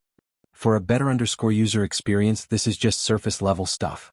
But ultimately, if Bronze Force has such abilities when applied to metals, what else could it be applied to? If I had the ability to form Bronze Force of my own, could I add it to fire to give it life as well? What about light? The possibilities were endless. If the inanimate could be controlled by a person like it was another limb, just how powerful would that be? But Lionel couldn't help but think back to Libley's aversion to starting another Radix cube. What if that was a taboo created for a reason? A taboo potentially related to a limitation of Bronze Force? Lionel shook his head. None of this mattered because Lionel ultimately didn't have the ability to produce Bronze Force. And, without a high enough concentration of this force to form a pure force crystal with natural force arts he could study, he couldn't draw a force art to accumulate it either. That said, the solution to this was simple. Blood force is very easy to accumulate, it just requires killing, and beasts tend to have it formed in large quantities. I can use Twinkling Lily to extract it and then pass it off to the koi fish. And now, I have a method of easily accumulating life and breaking force too. I just need to kill all the Radix I come across. Visit. For the best no_vel_ed_g experience, Lionel's expression turned cold. Since the Radix wanted to be his enemies, he would use them to upgrade his tentacle womb. The cold in Lionel's gaze slowly receded. What he needed was information, and this eyeball likely had much of what he needed within it. There was no way he could let it sit doing nothing, but he also couldn't rashly take action. Lionel stared at the bronze crystal in his palm. He wanted to take control of the energy within it, but he had no affinity with it. He could hardly budge it at all, let alone use it with enough deftness to dodge the traps of the bronze eyeball. Unless, Lionel suddenly took out the silver tablet. His reasoning was simple. He had a feeling that the silver tablet fell into the limit-breaking type as well, considering all of the things it could do. In fact, it was on a much higher plane than the bronze force was. At the same time, the silver tablet was a perfect medium. It was great at consuming, redirecting, and controlling energy. In addition to this, it was very docile before Lionel and listened to his thoughts without reserve. Lionel even had a feeling that he was only scratching the surface of what this tablet was capable of, but that was a problem for another day. This should work. Visit. For a better user experience using the silver tablet as a medium, the unmoving bronze force suddenly became very responsive. After a few tests, Lionel gave a confident nod and flipped his palm to reveal the bronze eyeball. Just like that, in not even a few minutes, a light click resounded as the mechanisms of the eyeball fell into silence.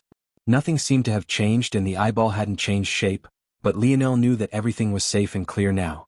So it's a spatial treasure, I see. Lionel's gaze glowed.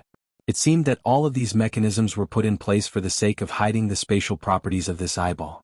But now that the protections were gone, a new world opened up to Lionel. So large, Lionel was shocked. Aside from the segmented cube, this was the largest inner space he had ever seen. In fact, it was an entire library and was at least 50 by 50 meters with a ceiling height of at least double that. The spatial treasures that Lionel was used to were at best 5 cubic meters large. But he soon realized that this spatial treasure from a sixth-dimensional world should probably be exactly this large. Plus, it wasn't like it could hold living things like the segmented cube could. That said, the state of Lionel's calm only lasted for a moment because Lionel was immediately shocked just a split second later. The latest _AP_SODIES are on the website. After a long pause, he grinned wildly. Chapter 1051. Lionel had expected something good the moment he saw the size of the hidden space within, but he had most definitely not expected anything so good. It was one thing if this ring carried all the secret techniques of the Radix family. Though this would be interesting and a decent reference for Lionel, especially as he moved toward maybe one day soon starting on his second divine armor, it wouldn't be to the point that Lionel would react like this. Even though Lionel managed to take control of Roxanne's bronze force with the help of the silver tablet, it had to be understood that this didn't change the fact that bronze force was ultimately something Lionel could not use. The Radix were able to use bronze force as an extension of themselves to make their Radix cubes a part of their very being, almost like gaining another complex limb. However, because Lionel couldn't produce bronze force himself since he didn't share their lineage factor, he would never be able to replicate this feat without the ability to produce bronze force. Lionel wouldn't be able to make the metals his own. Even if Lionel stole from the radix and formed more bronze crystals like these, he would end up making objects that could act as extensions of others rather than him. Say for example he used Libli's bronze force, whatever object he changed would ultimately be hers to control. This was all to say that though Lionel was intrigued by the radix family's crafting skill, it wasn't to the point that it would be life-changing to him.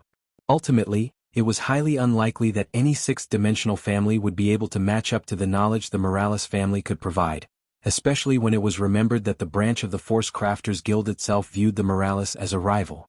So why was Lionel so excited? It could be summed up in one word: secrets. Visit. For the best no_vel_read_G experience, Lionel had never expected that Rotsan was such an important individual. The information he held within his eye went beyond the scope of the radix family but even touched on secrets of not only the Midas, but even their enemy and potential enemy families.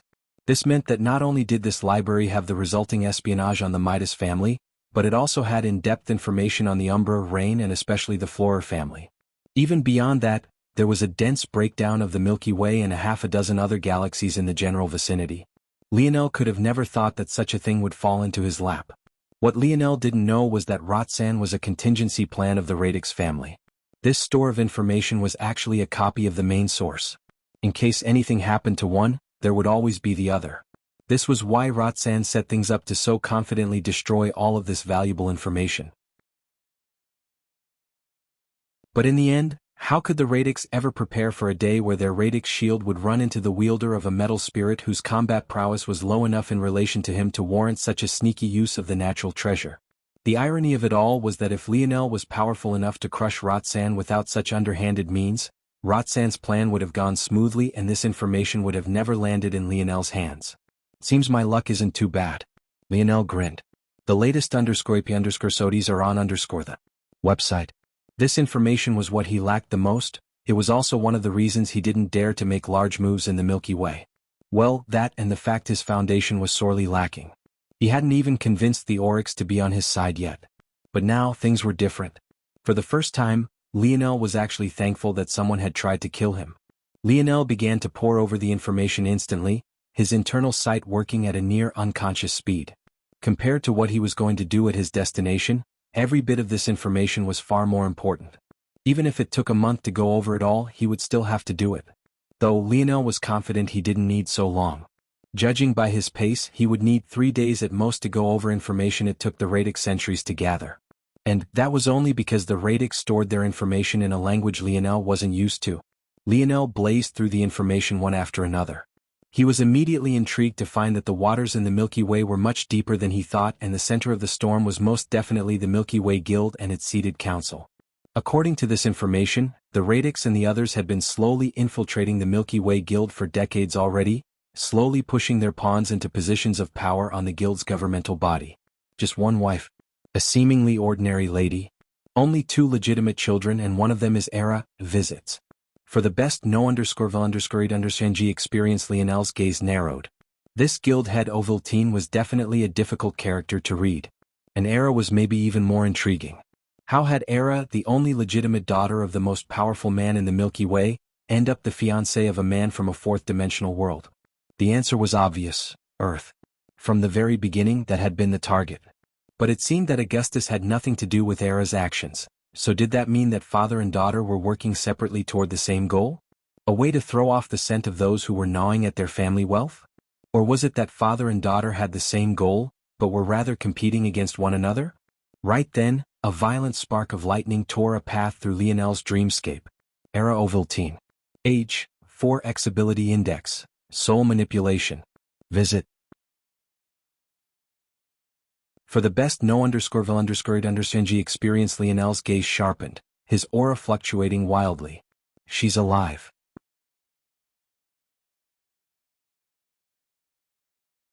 Chapter 1052.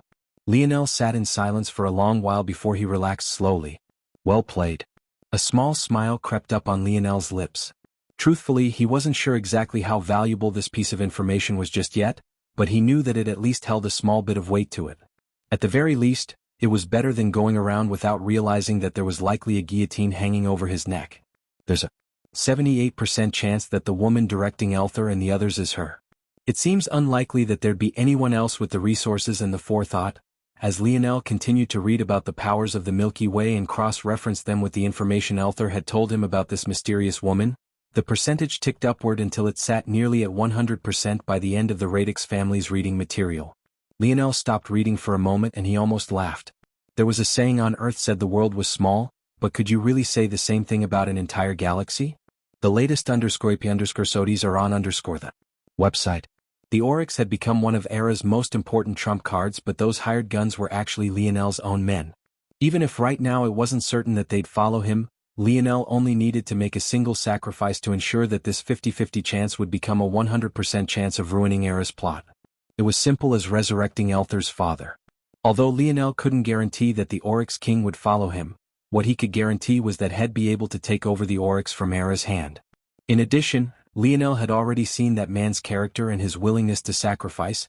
There was no way he would refuse to do Lionel, the man who gave both him and his son another chance at life, a favor. Lionel delicately formed dreamscape after dreamscape, building a complex web of interconnected information by the time the third day came to an end. When he was finished, he was certain that he knew more about the situation in the surrounding 9 or so galaxies than any individual in the Radix family did. I see, so things are like this. Lionel finally felt that he had gained a small grasp of the dimensional verse. The section of the universe he was in right now was dominated by humans. The Radix didn't know much about the strongest families, but they knew enough to understand that the most powerful existences here were of the 7th dimension, which made sense since information about the 8th was practically folk tale, if it existed at all. The latest _IP_SODIs are on the website. The section was known as Domain and was known by races outside of it as the Human Domain or Humanity's Domain. Though there were other races sprinkled about this domain like the Oryx or the Demons of Avalon, for example, over 99% of the population was human. This made Lionel wonder what other domains might exist, but the Radix family scope was far too small to have this information, as it seemed that domains usually kept to themselves. A domain was broken into sectors, sectors were broken into galaxies, and galaxies were broken into quadrants, which further fell into solar systems and ultimately planets. Folds of reality were outside these common groupings because they tended to vary wildly in size. As for a sector, it could encompass anywhere from 10 to 20 galaxies, sometimes more depending on several factors. This sector, denoted by a string of numbers and letters by the Radix, was ruled by 3 powerful existences. Though ruled wasn't an appropriate term. It was more accurate to say that these 3 could move unopposed, but they didn't usually have a reason to pick on weaker powers. Surprisingly, one of these 3 powerful existences was exactly the Luxnix family. As powerful as Lionel's Morales family background was, in this sector of the universe, it would ironically be more beneficial to him to identify as a Luxnix than a Morales. The dimensional verse was simply too large to expect weaker powers to immediately recognize the hallmark of extraordinary lineage factors. It wasn't even certain if many would understand the snowy star owl when they saw it. I'm finally not too ignorant about how these things work anymore. Only took almost 5 years. The latest _IP_SODIs are on the website. Lionel laughed to himself and shook his head. Still, what was maybe the most fascinating about all of this wasn't the dimensional versus structure, it wasn't the information on the Umbra or the Rain, and it wasn't even the fact that Era was most likely still alive. No, the most fascinating was the history between the Flora family and Radix family, not to mention the reason the Radix and Midas family seemed to be such a solid alliance. According to their history, this all began over a zone. Not just any normal zone, but a variant zone. In fact, that alone wasn't enough to paint the picture. Because the truly shocking realization was that it was a variant zone not for one of the 3 families, but rather a variant zone apparently related to the Silver Empire. If Aina had been there to see Lionel connect such dots, she would have been shocked as well. The Silver Empire? Wasn't that the fallen empire whose zone Aina had entered just a few months ago? In fact, it was because of that zone in specific that Aina caught the eye of Richard's subordinate. Of course, Lionel had no idea about this, he only found the root cause of this turmoil to be fascinating. This could be considered to be a top secret of the Radix family. There was no doubt if more powerful existences knew that the variant zone of the Silver Empire fell into the hands of 3 comparatively fodder families rather than the former ruler of this and multiple other sectors. It was impossible to tell how they would react. Visit For a better user experience, however, maybe the greatest irony of it all was that this was the fault of no one else but the Silver Empire themselves.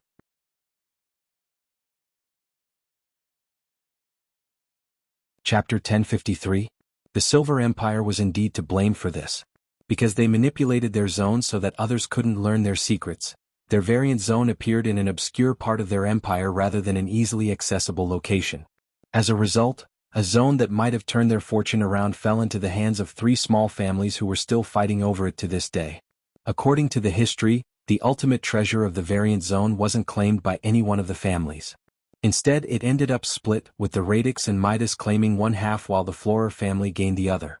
Due to the treasure being split, neither group could gain the full and true benefits, and the result was what they saw today. Neither family was able to rise up to the level of the Silver Empire, but they weren't necessarily weak either. In terms of the power scaling of this sector, they could be considered to be in the dead center, maybe a tick above. The 3 families were definitely a restraining force on one another. If not for this, they would likely only be second to the Luxnix family and its 2 counterparts. But it was because they knew this that their greed for the entire inheritance was so fierce, resulting in all 3 parties suffering. As for why the Midas and Radix families came together, it was because they shared a half. Only by being together could they resist the Florer family. That also likely meant that the most powerful existences Lionel might have to face in this coming war were the Florer. Lionel's expression went cold as he recalled the practices of the Florer family. These were most definitely individuals that had committed too many sins to be left alone. Lionel took a deep breath and calmed himself. I've wasted enough time, I have to hurry or else all of this information will be meaningless. Visit. For the best no_underscore_understand experience over there. The process for entering the 8i branch will take about a day and you will need to. Lionel placed down his badge, causing the words of the individual before him to get caught in their throat. The older gentleman didn't know what to say for a long time, his gaze slowly arching up to meet Lionel's own. Realizing his folly, the old man shook his head. Esteemed crafter. Forgive me for my rudeness. Please be on your way. A cold sweat covered the old man's forehead. He knew that crafters tended to have terrible tempers, and one as young as this was even more likely to fall into such a category. Even though it wasn't an exact science to tell someone's age after the 4th dimension, the fact Lionel could still look so young and yet be a bronze crafter was impressive enough. Even the most talented force crafters this old man had ever seen were at least deep into their middle ages. However, Lionel just smiled, catching the old man off guard. He didn't even recover until Lionel had long since stepped into the teleportation platform and vanished. Did he just smile at me? That only meant one of 2 things. Either he met a rare, nice person, or had come home tonight to find his family nailed to stakes and decapitated. The old man suddenly felt the urge to run. The latest _IP_SODIs are on the website. Where is he? Who's here? Another old man with messy white hair rushed into a room as though his ass was on fire.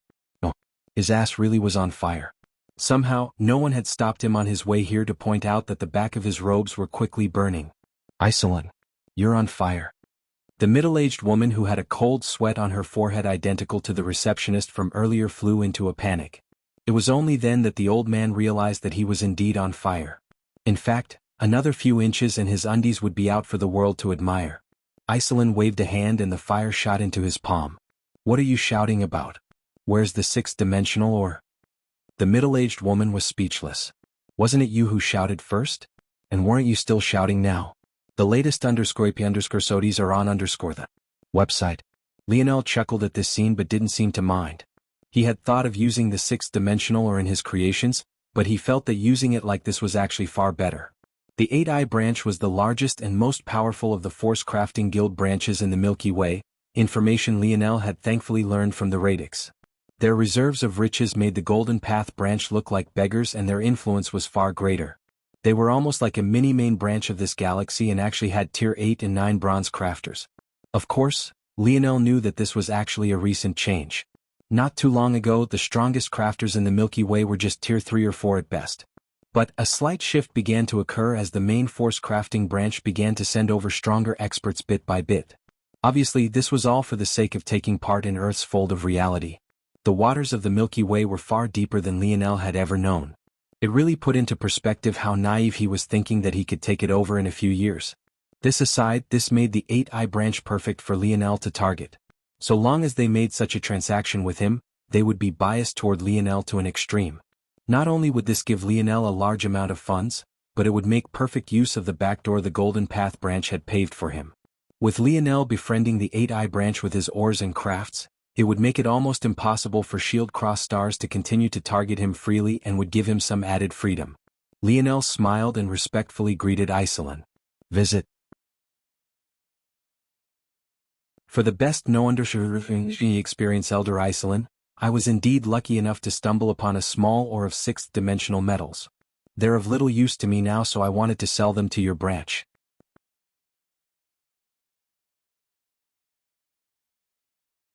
Chapter 1054? Yes. Excellent. Bring it out, I need to see it now. I'd like to see it. Iselin was truly too excited. He reacted almost like a child on Christmas Day. It wasn't that he had never seen a 6th-dimensional metal before. It was rather that he had never seen one that he would have the liberty of using and experimenting with. However, when he saw the metal Lionel brought out, he almost directly fainted from happiness. Is this refined? No, it's not just refined, it's perfectly refined. Iselin's hands trembled. He had expected to be given a 6th-dimensional or rife with impurities. Usually, the higher the dimension, the more difficult it was to deal with such things. Iselin was already prepared to lose at least half the ore's value due to his inadequate skill.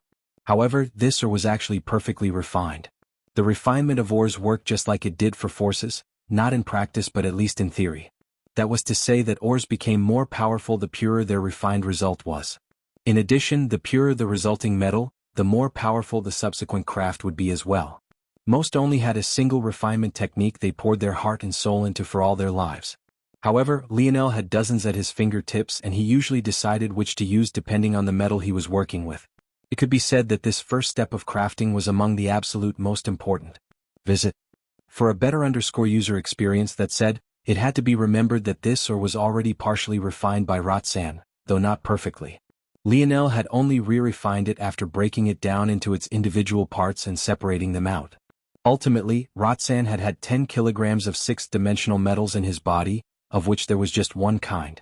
This metal was in foundation type or like herb or, except rather than solidifying foundation like herb or did, it instead increased explosive and penetrative power. It was exactly this or that allowed Roxanne to take his bronze crafts and make them no less lethal than many silver crafts.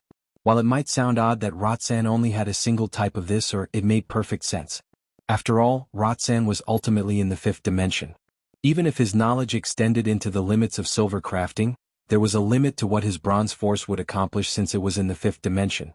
Roxanne focusing on a single, optimal or that could guarantee him a huge boost in strength was definitely the smartest decision. And it was a decision that also benefited Lionel greatly. This ore was known as Shearing Oregon. It was incredibly stable enough for Roxanne to trust it within his own body, and it also only needed small quantities to qualitatively change the strength of even lower dimensional ores. For a bronze crafter like Iselin who didn't yet have the skill to form silver crafts, this ore felt like the most valuable thing he had ever seen in his life. It represented not just research potential, but also a windfall of funds to help him reach the next level. The problem with silver crafts is that those from lower dimensions have problems using them properly. They often take too much skill or energy, which is why people usually stick to their own dimensions in many cases. However, with this shearing ore, Iselin could make 5th-dimensional constructions with the power of 6th-dimensional ones. If he found the right buyer, likely a rich family wanting to pamper a weaker youth, the amount of money he could make would be enough to support him until he entered the legendary ranks of silver crafter. Visit. For a better user experience, Iselin was so excited that he wanted to kiss Lionel on the face. Your price. Name it. Name it. Lionel laughed beside himself. The childish eagerness of Iselin grew on him almost immediately. He had half expected for him to have to show off some of his own strength to ensure that he wasn't scammed or strong-armed, but he had never expected the head crafter of this guild to be so straightforward. I'm willing to exchange this 5-kilogram piece of shearing ore for 10 billion contribution points. What do you say? Lionel had chosen to keep 5 kilograms for him and chose to give Iselin the other portion. However, he felt that this was more than enough to meet his needs. Deal? Iselin. The middle-aged woman who had initially met with Lionel, Alunia, was shocked. 10 billion merit points wasn't enough to empty their treasure store, but it was damn near close to that. Visit. For the best no understanding experience, what are you screaming about, woman? Is 10 billion merit points not worth 5 kilograms of a sixth-dimensional perfectly purified metal? This isn't an ore. Iselin was usually fairly easygoing, but having his expertise questioned wasn't something he was willing to tolerate. He was just a step from the quasi-silver rankings, but that didn't mean he had gone blind by greed. And there was a reason he didn't even try to strong-arm Lionel, and that was because he wasn't a fool. Such a young bronze crafter even holding such a perfectly purified metal.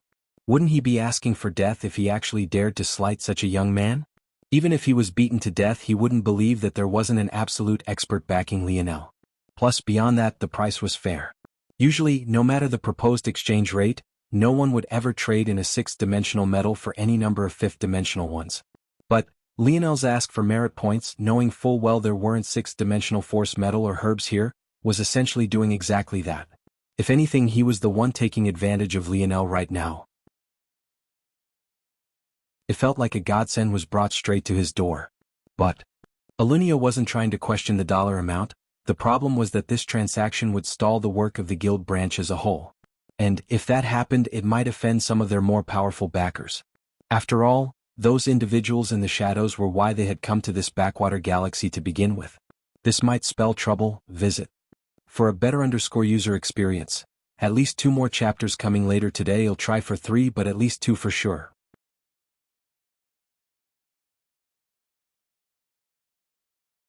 Chapter 1055. Iselin waved a hand. Stop, you're overthinking things. How this branch functions is irrelevant to them for now. In fact, it will probably be irrelevant for several decades. Iselin didn't say anything more since Lionel was right there. The only reason he had ever said so much was because he was getting annoyed and wanted to take this shearing or away as quickly as possible so that he could start his research. Of course, though Lionel knew more about such words than Iselin thought, he didn't show any particular reaction, simply handing the metal over to Iselin, who all but squealed with joy. As for poor Alunia, she was still worried but no longer dared to do anything. Though Iselin had explained things away so simply, Alunia knew that things weren't so easy. It would only take one curmudgeon to ruin everything, and in the worst case, Iselin might even lose his position as branch head. But at this point, Lionel didn't particularly care about it all. He was only smiling as he saw the points jump within his crafter's badge. With a wave to Alunia, he vanished, accelerating toward the storeroom with frightening speed. By the time Alunia realized something was wrong, she suddenly found herself all alone and speechless. Soon she became a bit jealous of the both of them.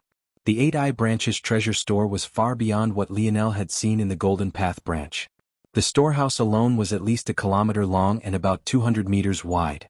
Though there was a large glass dome above that must have gone at least 50 meters upward, the shelves themselves weren't necessarily so tall. Each row of shelves only had 3 racks. The lowest rack was at eye level, and the spacers between the racks were at least 2 to 3 meters. The organization of it all was immaculate, and the storage was even better. The latter was the best Lionel had seen aside from his own snow globes, which could be considered near perfect. These storage devices weren't able to freeze force herbs and ores in their optimal states, but they were all perfectly temperature controlled to provide the best environment for each. The latest _IP_SODs are on the website. Being rich is nice. Just a single 5-kilogram piece of ore had netted him all of this. If Lionel wanted, he really could mostly clear out this entire storeroom. Not only did he had 10 billion points, but things here were cheaper than they had been in the Golden Path branch, so his points went further. It was like heaven for a crafter. Soon Lionel calmed himself. What he needed was a systematic method of crushing his enemies. He couldn't get lost in the fascination of all of these ores and forget the task at hand. The first thing Lionel did was blanket the storehouse in his internal sight. In just a few breaths, he had a replica of the entire place in his mind and could even map out the ideal pathways for reaching anywhere in the most efficient way possible. Alright, good, the Umbra family. Great darkness affinity, the root of which is beast blood, not much unlike the Luxnix family and the Snowy Star Owl. The root of their strength is the shadow-tailed fox, and their strongest abilities are their concealment, and unlike other assassin-like families, they have great power output through the use of their tails. Aside from this, they have an immunity to poison and very strong mental defenses. The Rain family. Great water affinity, known for their rain lineage factor, allowing them to gather small storm clouds above their heads and use the precipitation like needles. Their offensive output is lacking, but their area control abilities are frighteningly powerful, especially near high concentrations of water force.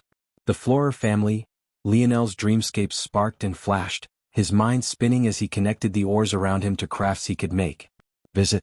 For the best no_vel_read_ng experience. Despite the information that Lionel had, what was difficult to nail down was exactly how those families would react to him killing Roxanne. This meant that whatever crafts Lionel formed to counter them had to be mobile and had to work in a variety of environments. Got it. Lionel flashed and vanished. Hours later, Alunia stood within the storehouse with a blank expression on her face. It was she who was responsible for organizing this storehouse, so seeing the state of it now, she felt as though a little piece of her had floated away. Of course, Lionel hadn't left a mess, but the room itself felt so empty now. Rows upon rows of open storage systems lay before her, leaving the aged crafter at a loss for words. Alunia released a deep sigh and walked away. She moved back toward the guild house, making her way to Iceland's quarters and walking in without saying a word. The old man was hunched over his crafter's workbench, the back of his robe still mostly burnt. "Do you know who that kid was?" Alunia said. "It's him? Why are you interrupting me?" Iceland replied, visibly annoyed. Visit. For a better user experience, he was Lionel Morales. What does this mean to? Wait, what did you say? Lionel Morales. Iceland coughed awkwardly. Tier 4 fugitive Lionel Morales? Yes. Iceland scratched his messy hair. Well, I guess tell Shield Cross Stars that I changed my mind. We can't help them. Alunia was speechless. Couldn't this be considered bribing? Where was his integrity? Right this moment, Lionel, who had left as quickly as possible just to avoid the possibility of being found out too early, was standing before the silver tablet. Of course, Lionel expected Iceland's reaction. After all, by the time he left, it was already too late for the 8-Eye branch to do anything. They were effectively stuck with him now, everything going just as planned. Visit. For the best no_vel_read_ng experience, that said, Lionel wasn't thinking about that right now. Instead, he had steeled himself and made a decision. He had been saving up his energy to resurrect someone else, but the circumstances called for something different. Lionel stretched his hand forward. It was time to resurrect the Oryx King.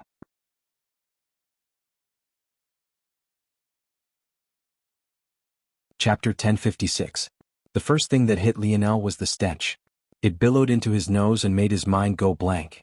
It was the kind of smell that could make a person pass out completely. But luckily Lionel was ready for this and didn't back down. The Oryx King's shadow slowly rose until he eventually towered over Lionel. When his gaze opened, an undisguised majesty swept forth, crashing against Lionel in waves.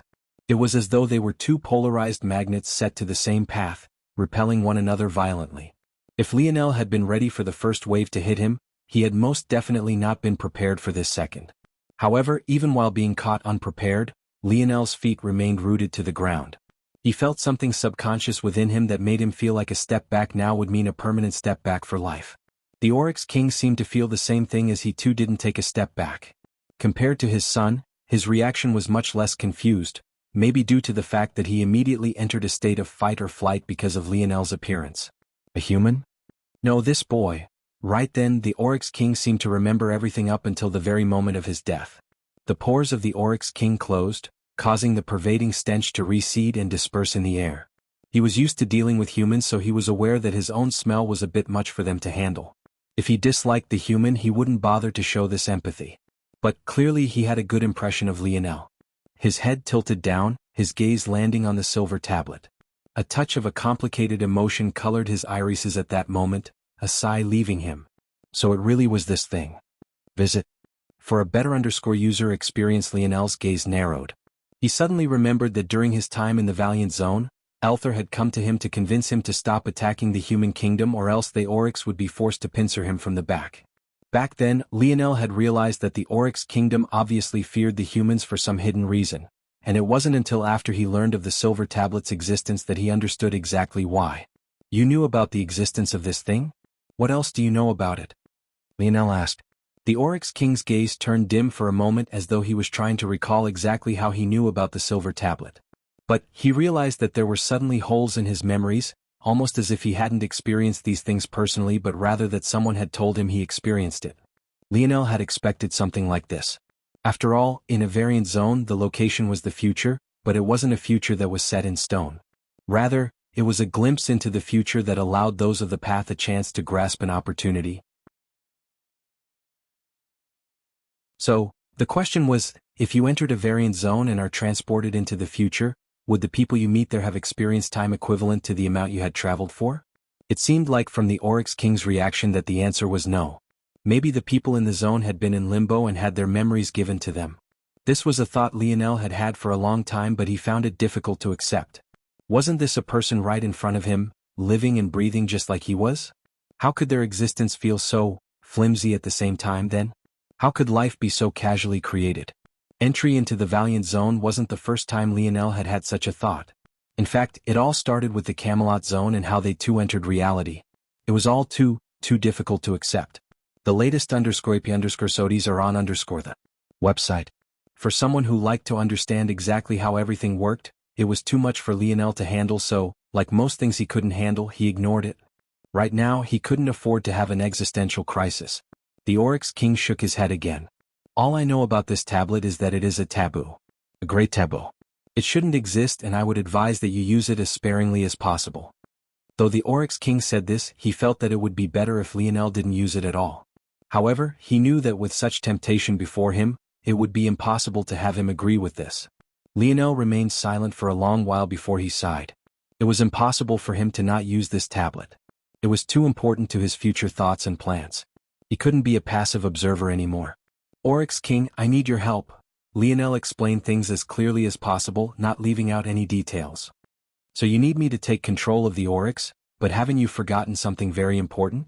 I am only of the quasi-fifth dimension. In fact, from what it seems like here, even you are more powerful than I am now.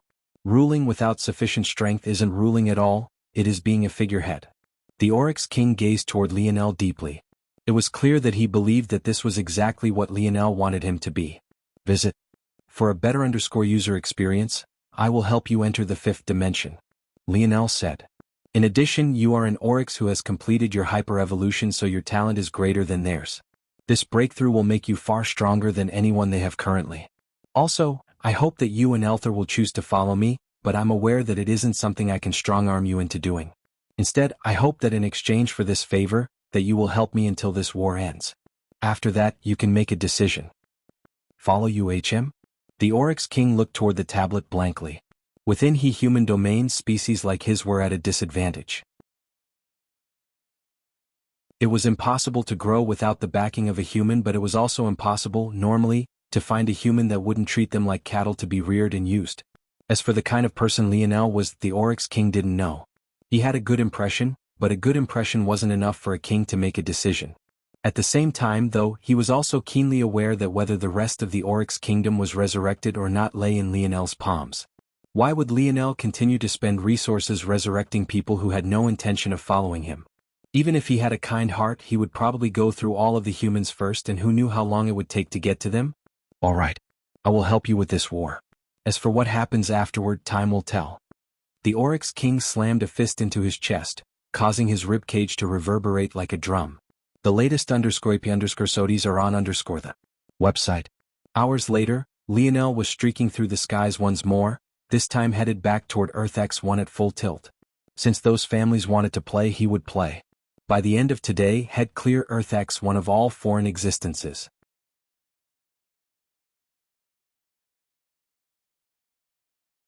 Chapter 1057.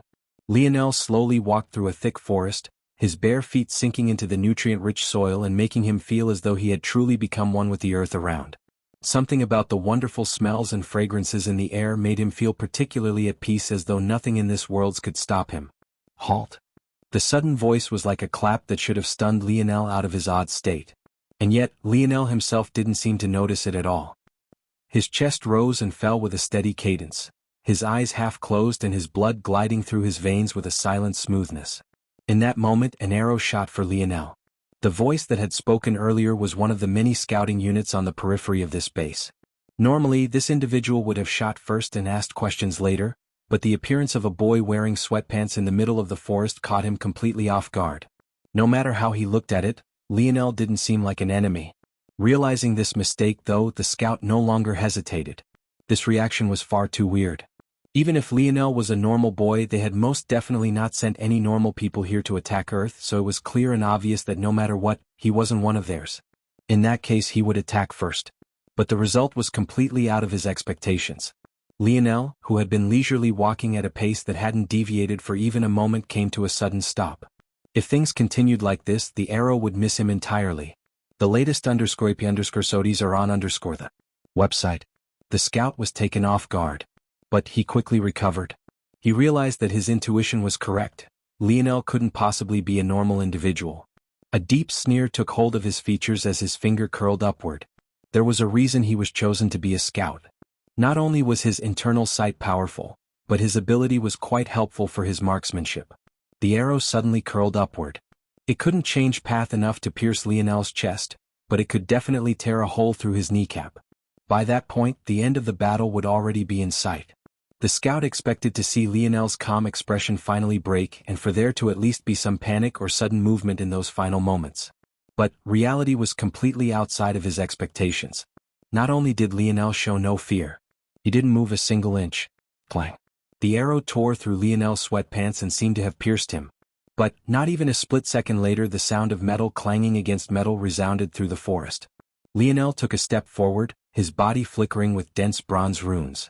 The sun hanging high in the sky, partially masked by a few white clouds, sent beams through the dense foliage that rebounded and reflected off of his skin. A slight wind whipped by, pressing Lionel's already tight compression shirt even more firmly onto his body. The outline of his torso made it obvious that his already toned stature had become even more so, even the line of his muscle fibers being clear beneath the fabric. The latest _sodes are on the website. Lionel's fingers lightly reached out for the air, causing the arrow, which was now flipping through the air, to suddenly come to a stop, pointing directly toward the scout in the distance. The metallic tip trembled as the scout tried to retake control of his own arrow, but he immediately realized that it was futile. The scent of death loomed over him, his heart quaking beside himself. Enemy ATT. Beseech you. The scout never saw how the arrow closed the distance. His voice came to an abrupt stop, the gurgling of his blood filling the once silent forest. Things fell into a peaceful quiet once more, but this only lasted for but a moment before the blaring signs of horns raged through the trees. The sound was so loud that the leaves rustled and were stripped from their branches while birds and beasts alike scattered, running for their lives. Lionel didn't seem to notice the noise at all, his finger beckoning forth once again. The arrow that had just pierced the scout's head suddenly whizzed back toward Lionel, changing direction abruptly and shooting off into the distance. Once after another, cries muffled by the blaring sounds of horns resounded. And yet to Lionel, each might as well have been right by his ears. The latest _sodes are on the website. Right this moment, all around Earth X1, battles had erupted. Despite having taken control of the two most strategic points on the planet, Lionel didn't choose to stay back on the defensive. Instead, he chose to raise an all-out assault, one that would sweep through the planet completely. Arthur had been charged with wiping out the Umbra. With his light elemental affinity and the Camelot troops to his back, he was the best suited to dealing with them quickly and efficiently. Mordred was tasked with taking out the Rain family. Her area of control magic was the best among the Earthlings Lionel knew and had a chance to counter the Rain. At the same time, the strong bodies of the demons who followed her were perfect to deal with the advantages of them as well. Lionel's brothers were tasked with clearing Earth X1 of all Flora family members. These were maybe the strongest experts on this planet, and they were individuals that deserved the attention of as many upper-class talents as possible. Lionel had full faith that his brothers would be able to send them away with their tail between their legs. This only left the remnant of the Krars. This task was left up to Lancelot and what remained of the knights and mages of Camelot. This group would have, by far, the largest numbers and would be perfectly equipped to counter the large number of Krars. By now it was obvious that this still left one more group. In fact, it was a group of two families, the Radix and the Midas. As for that, wasn't that why Lionel was here? One with metal affinity. The other with fire affinity. For such an enemy, Lionel Morales alone was enough. The latest _sodes are on the website. Second chapter coming.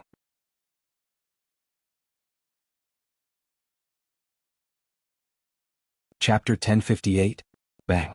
The first line of defense crumbled, clearing the forest of trees to reveal a mighty metal fortress. With every step Lionel took forward, a silver armor slowly manifested, following the upward trajectory of his bronze halo and coating his body 1 inch at a time. The instant the last of Lionel's hair vanished beneath the helmet of silver, a flourishing spatial domain swept over the surroundings. Right then, it felt to all those in the surrounding several-kilometer radius that every effort to move took twice the speed, twice the power, twice the will. On the top of the enormous bronze metal fortress, several ballistae aimed for Lionel, each controlled by an individual. Though the Radix and Midas hadn't thought that anyone would attack them so blatantly, that didn't mean that they weren't ready. Even as Lionel's domain fell, they reacted quickly. The arms of the marksmen bulged and pulsed as they swung the huge machinery toward Lionel. Their blood pumped and veins threatened to burst along their foreheads. They were strong men and women to begin with, but the abilities of Lionel's divine armor made it feel like they were toddlers trying to pick up something heavy. Lionel's steps didn't slow. The looming metal gates made him sigh inwardly. He had already expected that he wasn't the only one capable of quickly building up a fortress, so that wasn't what made him react this way. These individuals came from their worlds to claim a piece of Earth for themselves. In doing so, the first thing they did was destroy the land.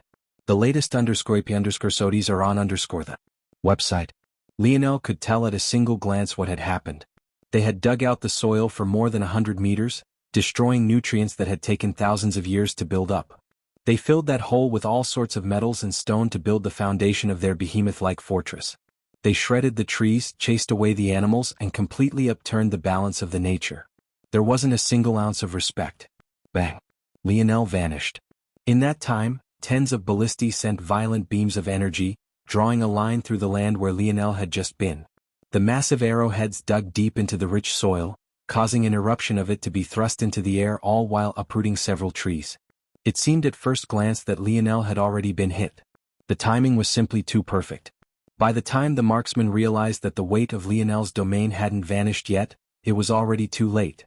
2 heads flew into the air, sparkling fountains of crimson following their arc. Lionel lightly stepped onto the top of the fortress, his armor releasing gentle clinking sounds as he touched down.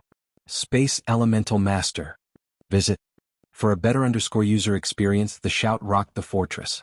The weight of such words were heavy to the greater dimensional verse. The rarity of such existences couldn't be understated, and their impact on a battlefield was even more exaggerated than their rarity. However, due to this, how could powerful families not have certain counters? The moment the words fell, a strong churning took hold of the fortress. It was subtle to most, but Lionel's internal sight had already been placed on high alert. The moment things began to change, he sensed the shift of force and realized that it was being deployed toward a large-scale force art. Lionel concluded his deductions in an instant and sprung into action even faster. His twin-bladed spear had already appeared in his palms, the gaze beneath his visor having touched upon a startling coldness. He no longer saw life and death, he only saw numbers and their computations. Lionel kicked at a ballistae, sending it flying across the ramparts. Under a combination of his strength and his metal control, the heft of the projectile system alone crushed everything in its path. The harsh sound of screams and shattering bone and flesh resounded. Lionel didn't stay to watch the end result, nor did he need to. With his internal sight, everything was under his control. His spear whipped outward, slicing a door that led down into the fortress. Judging by the reaction of the force, this is definitely a spatial type array. The formation should cover the entire fort and disrupt spatial force. It will make it difficult to have controlled teleportation and will distort my domain. There's about 37 seconds left until the force art is fully deployed. Lionel completed his calculations in the time it took him to step through the door. His spear swept forward without regard for the low ceilings and the narrow walls. The blade was so sharp that one would have thought that Lionel was out in the open. The latest _IP_SODIs are on the website. With every head that flew and body part that was severed, another deep gash appeared on the thick metal walls. In fact, sometimes Lionel's movement was so quick that he would have taken 2 to 3 steps forward before the blade mark even appeared. Level 2 spear force seemed to be unstoppable. Even as warriors rushed up the stairs, thinking that the enemy may very well still be beyond the walls, they found themselves adding to the pile of flowing blood and flesh. Within the depths of the fortress, the upper management of the Radix and Midas had already been alerted. With Libli captured, things should have fallen under Dinmo's control. But, in reality, things were being run by an elder individual of the Radix family, as Libli knew well that Dinmo couldn't be trusted with such things. In fact, Dinmo was currently being shackled and jailed.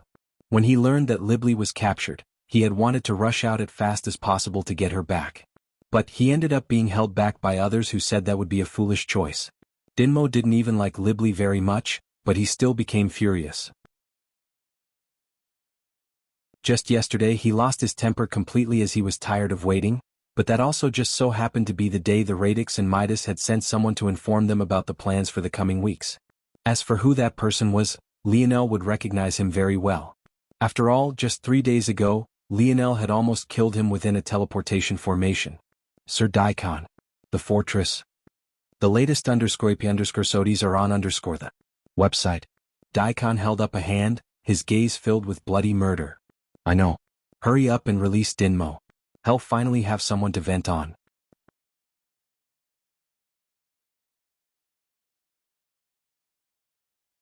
Chapter 1059. 34 seconds. Lionel's steps didn't pause nor did they slow. Beneath his spatial domain, the enemies he came across didn't stand a single chance. With many of the numbers that made up the Radix and Midas being lower fifth-dimensional existences, all it took to cut them down was a single swing of his spear. Lionel reached the bottom of the steps. His foot kicked outward, a warp in space following his actions. His control had gotten so smooth that whether it was stacking space or splitting it, it could be done as easy as breathing. Bang! The heavy metal door, weighing at least a ton, went flying from its hinges, the center where Lionel's foot contacted crumpling up like aluminum foil. A line of warriors on the opposite end found themselves in a splatter of their own blood, their vision going black and their lives fading before they even registered what had happened. The moment Lionel stepped out, a rain of projectiles shot for him. But his expression didn't so much as flicker beneath his visor. In the blink of an eye, the space around Lionel stacked and folded upon each other. One after another, the projectiles flew by his arms, legs and head, drilling holes into the metal frame to his back. At just a single glance, it looked like the marksman had tried to lance a fish through the water, but the image distorted, causing them to miss completely. Clearly, Lionel had expected exactly this much and took another step forward. Visit. For the best no_vel_ed_ng experience, the opening beneath the stairs to the ramparts was an open space to yet another gate further ahead. If Lionel wanted to shut down the large-scale force art before it activated, he would have to cross through this second gate. However, the space had distorted too greatly for him to trust leaping toward that location already. In addition, Lionel could tell that there were several hidden force arts baked into the thick metal walls that would make his attempt impossible. Lionel's spear spun, its body separating into 3 pieces connected by chains. With deft control, Lionel manipulated the length of these chains. It felt as though the entire field was filled with Lionel's spear force. Every time it cut across the air, a light of white was left like a cyclone of blades and wind. With every spin, another head flew into the air. The cold calculating light in Lionel's gaze becoming the arbiter of the Reaper. Click. Lionel's spear snapped close, the light sounds of his footsteps reverberating through the blaring sounds of warning as he stepped toward the second gate. His body flashed, his singular stride crossing dozens of meters as he reached a hand toward the metal doors that appeared much more like the gate to a vault than a fortress. As though it was a cue, it was only after he did so that the headless corpses of the warriors that had come to stop him slowly fell to the ground from their feet, the dull plopping noises playing like a horrific symphony. Lionel closed his eyes. The effort it would take to slice this vault door apart was too much and he had to be mindful of his stamina. However, brute force wasn't the only thing he had available to him. It took just a moment for Lionel's gaze to snap open. Little Tolly. Visit. For a better user experience, Lionel hardly needed to think a thing. The tacit understanding between himself and his metal spirit had reached an unconscious level. No matter how majestic these doors seemed, what were they in the face of Tolliver? Bang. The vault doors broke beneath a single punch, fissuring at odd angles and collapsing before Lionel one step at a time. The warriors on the other side could only watch on in horror as metal doors dozens of meters crumbled. Many of them had their Radix armors on, ready for battle, while another half had blazing tornadoes of fire around themselves.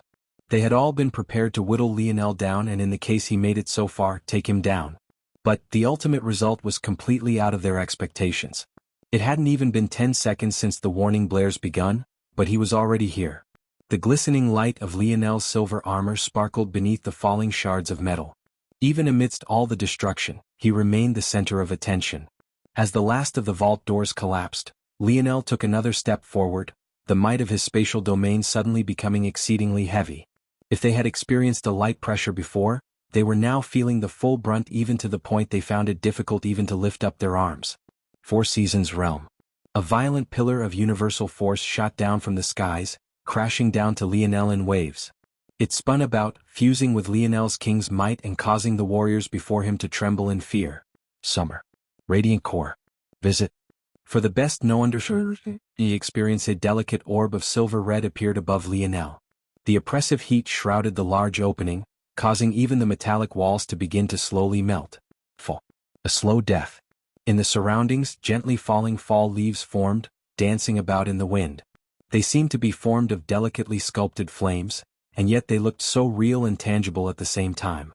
Some were a pale gold color, others were a deep red, and the remainder were pale silver. Winter. Withering snowfall. The skies darkened as ash began to fall from the clouds above. Upon closer inspection, this ash seemed to be snow, but it reverberated with the deep scent of death. The gray flakes filled all those who saw it with fear, making one believe that their very lives were withering right before them. Spring. Golden drops. A dichotomy of gray and gold began to play. One was the slow falling clouds of ash, while the other was the much heavier droplets of golden rain. They pelted against the ground, balancing slow and fast, bright and dark, death and life. It was the perfect duality. Visit. For the best no vel _8 experience, Lionel vanished.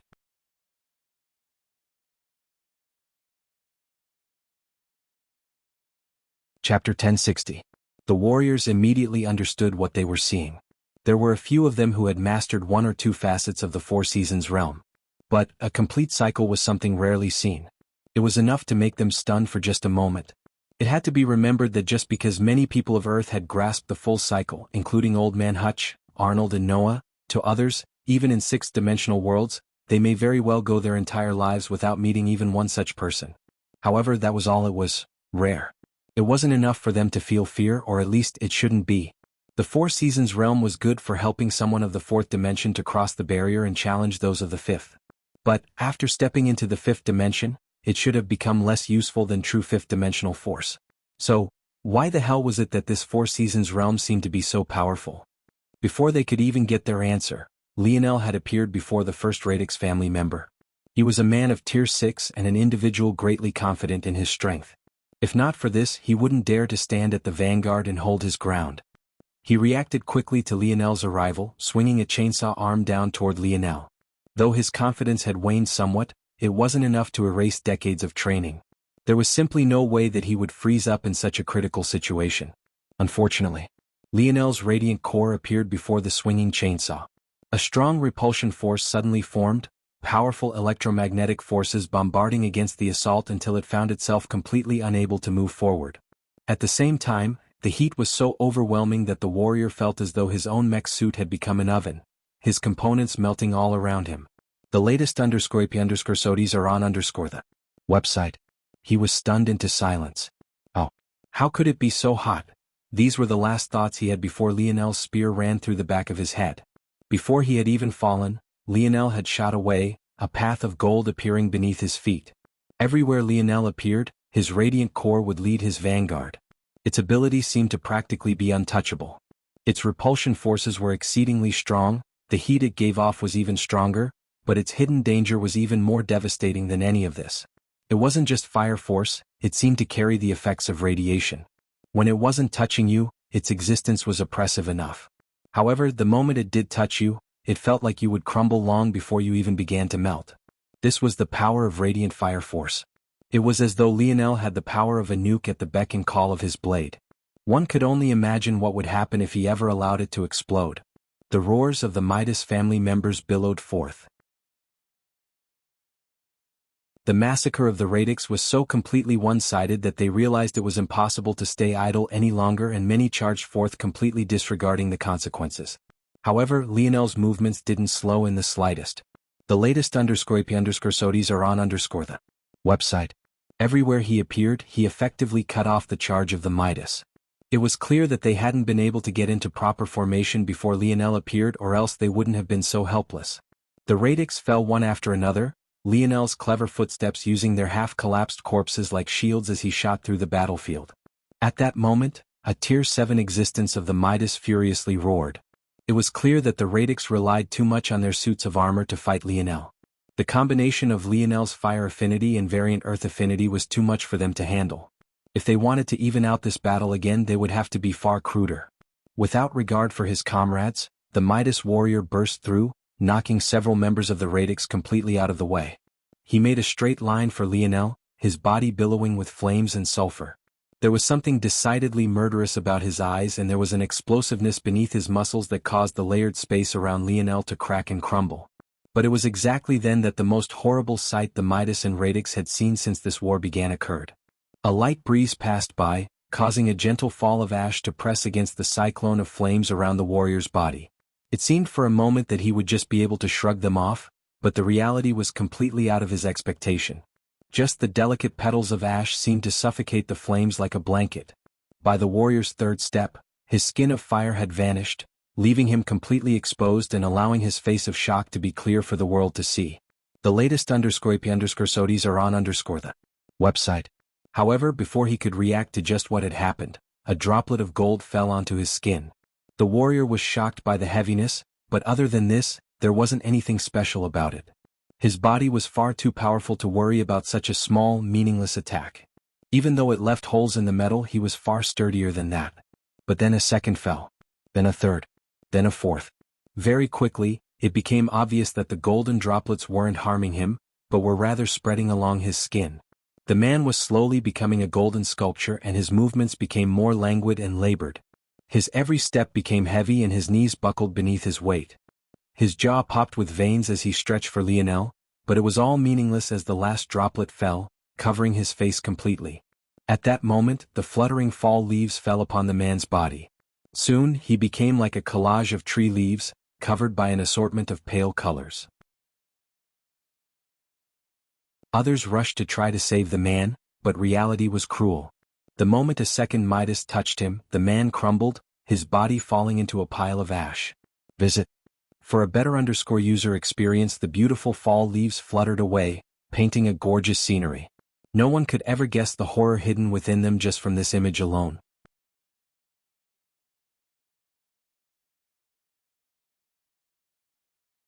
Chapter 1061. The radix and the Midas were shocked to the point of not knowing how to react. Wasn't universal cycle comprehension supposed to be supplementary? It could form all of these pretty pictures and sights, but ultimately they would just be that.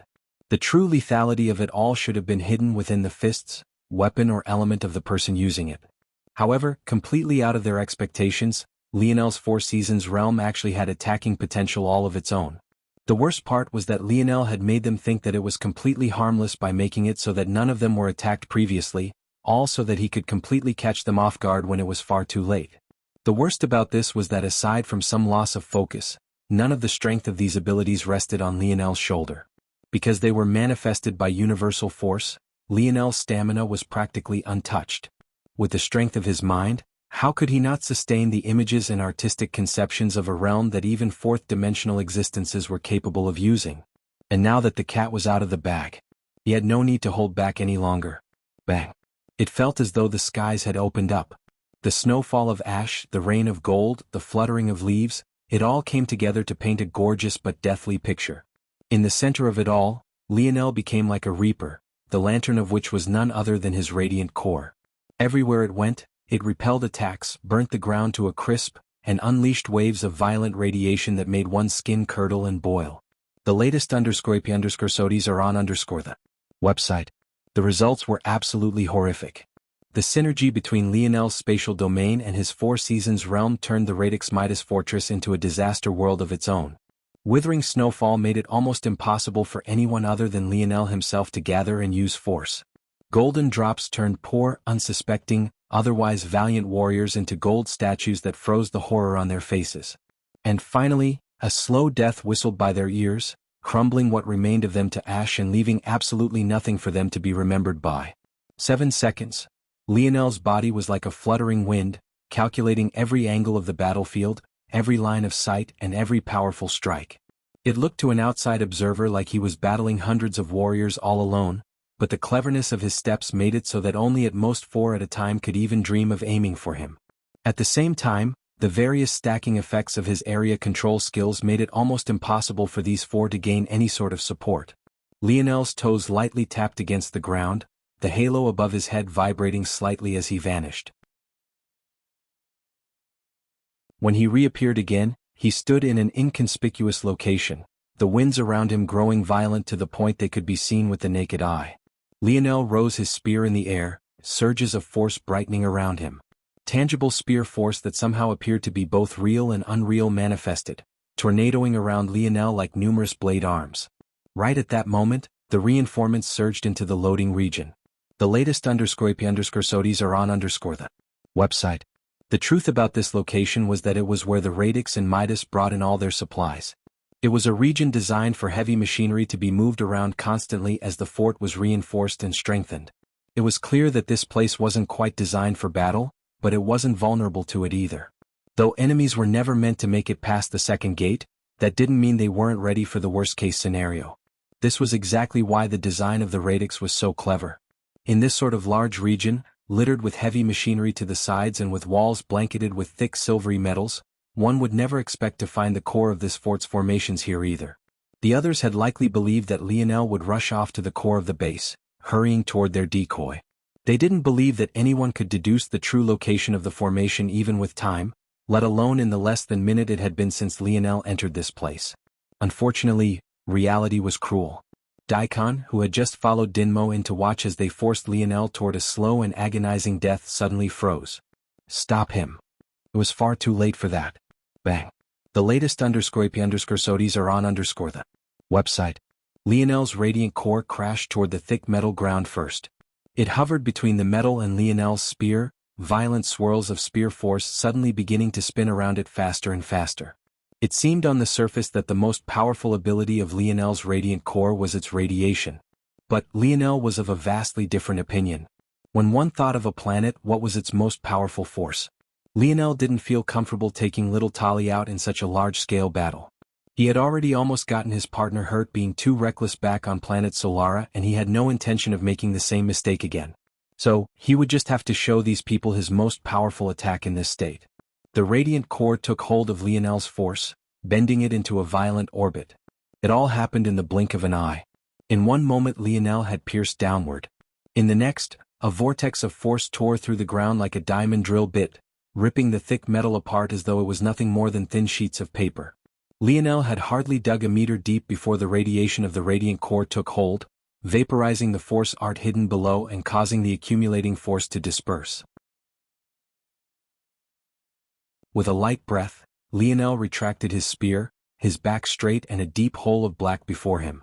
The fortress quaked beneath his strike even as his silver armor glistened beneath the silver-red hues of his miniature star. Visit for a better user experience.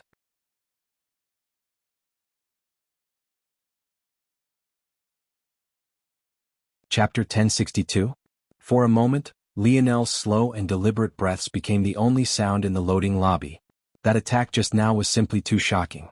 They all felt that if they entered even the general vicinity of it, they would have been torn to shreds. At this point they could only be happy that the radiant core was only the size of a palm. If it was any larger and retained the ability to send force, especially sharp level 2 force, into a wild spin like that, there was no telling the kind of devastation that Lionel could cause. As for Daikon and the members of the Radix family, their level of shock was even beyond the Midas. If it was the other regions of the fort, they might still be able to accept it. However, beneath the thick metal flooring, there was a highly compressed fifth-dimensional metal, processed via a special technique. The result was a metal alloy only marginally weaker than true sixth-dimensional metals. Though Daikon had roared out to stop Lionel, that was only meant to be a diversion tactic. He had, in fact, wanted Lionel to go all out. In the worst case for Lionel, he would end up killing himself. Even in the best case, his weapon should have been shattered and he should have suffered some terrible backlash. By then the battle would be over. Of course, in the latter case, Daikon had no idea just how many quasi-silver spears Lionel had in his possession. However, the result was completely unlike anything Daikon had guessed and he couldn't wrap his head around why. Even though that attack was powerful, it shouldn't be sixth dimension powerful. Just what was going on? Earth affinity? Daikon was formulating a thought in his mind, but, unfortunately for him, he wouldn't have the breathing room to finish it. The latest _sodies are on the website. Lionel took one final breath, his wrist turning slightly. A whirring sound manifested as the radiant core moved about his spear tip. Every time it shifted, a heat wave would spread and the smell of danger would linger in the air. Good. Now I can end this, Lionel said slightly. Daikon's facial expression twisted. The blatant disregard it took to send just a single person after another entire fort was already infuriating enough, but Lionel's remarks were even more unbearable.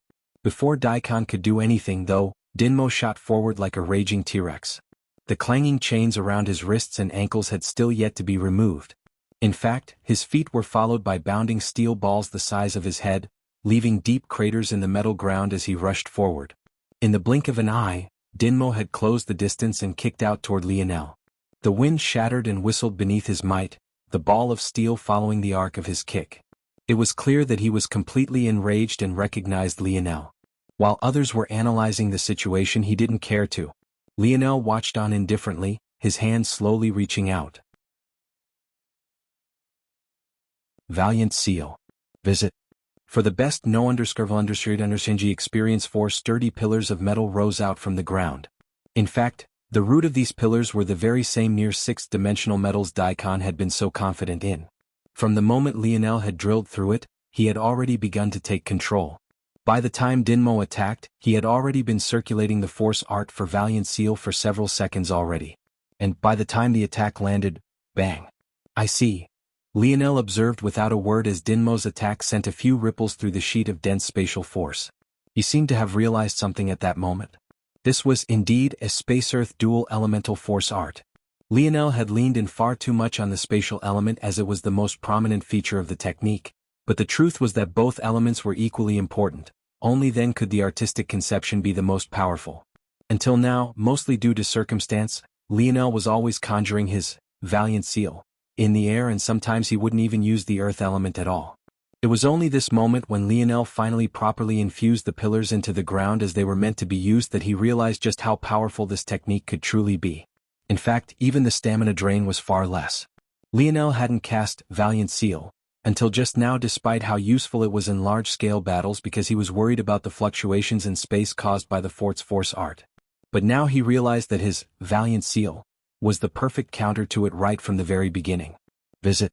For the best no_undershinji experience, Lionel took another light breath, his gaze freezing over once again. As he had already said, it was time to end this. It was a complete, one-sided massacre. The combination of Lionel's Valiant Seal and his Four Seasons realm made his defenses near impenetrable while making his offense potent to an extreme. Even when the Radix and Midas managed to coordinate their attacks well enough, it was all useless. Lionel was practically immune to fire while the mech suits of the Radix were too easily crushed by him one after another. By the time the armies realized that the only chance they had against Lionel was to use their abilities rather than relying on their lineage factors, their numbers had dwindled too greatly. To make matters worse, because they were now using abilities their allies weren't used to, they hindered each other more than usual, ironically making it even easier for Lionel to pick them off one by one. The only expert above Tier 7 they had was Daikon himself. However, he soon realized firsthand how foolish it was to try to entrap Lionel in a metal box. The entire fortress became Lionel's weapon. He remained hidden within his Valiant Seal, indifferently watching as he pestered Daikon to death. When the latter was at the end of his rope and prepared to take things to an extreme, he found an arrow right between his brows. Powerful, the latest _sodies are on the website. These were the last words he could say before his head imploded into a rain of blood and gore.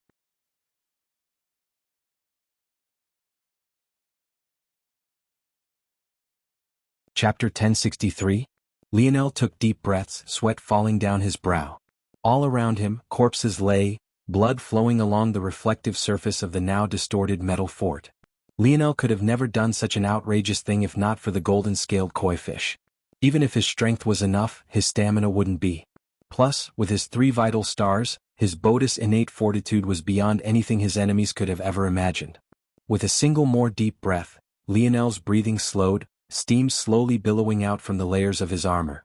There's more than a few have escaped, Lionel looked off into the distance and through the two now collapsed gates. He wasn't a fool, he knew that there'd be some stragglers. But, just because he didn't usually spread out his internal sight several hundred kilometers for the sake of conserving his stamina, that didn't mean he couldn't do so. He was confident in dealing with those individuals very quickly. Chem? Visit. For the best no_underscored_undershanji experience, Lionel gaze shifted, landing on the body of Dinmo. He's alive. Daikon was most definitely dead. There was no way that anyone could survive having their head imploded like that. Well, maybe not nobody. At the very least, Era somehow managed to survive having her chest destroyed. However, Dinmo himself seemed to have survived Lionel's assault. With deliberate strides, Lionel made it to Dinmo's side and looked him up and down. Truthfully, Lionel was very interested in completing the Silver Empire's legacy, but not for himself. Lionel wasn't entirely sure what the complete inheritance was. However, logically speaking, it should be very powerful. Though, there was a chance it could be mediocre as well. It had to be remembered that the Silver Empire, at its peak, controlled several sectors all to its own. It was a powerhouse of epic proportions, and though Lionel hadn't asked the dictionary about it just yet, not having really had the time to focus on miscellaneous things, Lionel wouldn't be surprised if the Silver Empire rivaled or even surpassed the Morales family in the past. Visit. For the best no_vel_read_undershanji experience logically, then, a variant zone triggered by the coming crossroads of such an empire would be life-changing.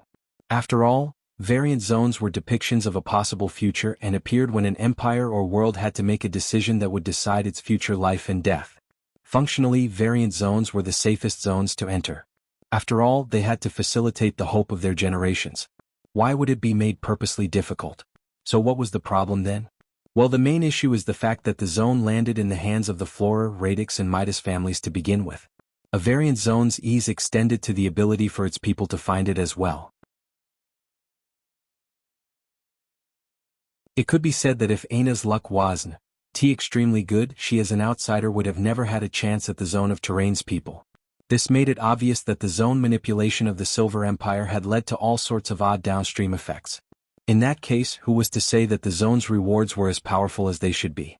The only way for Lionel to find out would be to combine them into their true form and observe the outcome.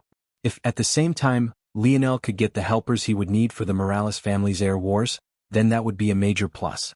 Whether or not he could actually do such a thing, though, was still up in the air. Visit. For the best no_understanding experience with the state of things, there was no way for Lionel to trust these people in battle. In addition, even getting them to fight for him would become a tall hill to climb. After all, what was he supposed to say? Sure, I massacred your people, but clearly you attacked first? That might sound logical, but when you were dealing with the emotions of others, things were rarely if ever so clear-cut. Still, Lionel had already begun to weigh his decisions on a basis of risk versus reward. He was likely far behind those other heirs, whether it was in development, connections or starting point. He was severely lacking. If he didn't take risks, it would be nothing more than a dream to compete against them. In addition, on that stage he would no longer have the advantage of talent and bloodline that he had been mostly relying on to this point as well. If Lionel learned anything from Kira, it was that comparing the talents of his corner of the dimensional verse to the true grand stage of humanity's domain was nothing short of foolish. Lionel had just defeated an entire army of existences between the Tier 4 to Tier 7 just now. If he tried to do the same to an army of comparable dimensional level from the Morales family, he wouldn't have even made it through the gate. Of course, if Lionel knew that he was also the youngest of the Morales family's 7 heirs, he would only be able to smile bitterly. Lionel shook his head, unconsciously looking down toward his right hip. Had his innate node not been taken, it would have been able to grow with him. Instead, because he rashly tried to form a 10th node out of it, it grew out of his control and now he couldn't even use his own strength. Even after entering the 5th dimension, Lionel wasn't sure how long it would take for his own power to truly be his own power again. Visit. For a better user experience, his gaze flashed with killing intent, his pale violet irises flickering with a crimson light. Lionel retracted his hand, realizing he almost crushed Dinmo's shoulder. With a single movement, Lionel tossed Dinmo into the snow globe. He would deal with the future when it came. Right now, he couldn't get ahead of himself. He couldn't make Earth the center of his kingdom if it was taken by others, now could he? First, he had to destroy these invaders.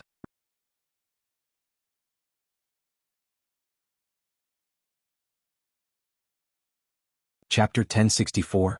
Lionel looked around the fort. It was a good opportunity and a wealth of riches, however it was also troublesome as well.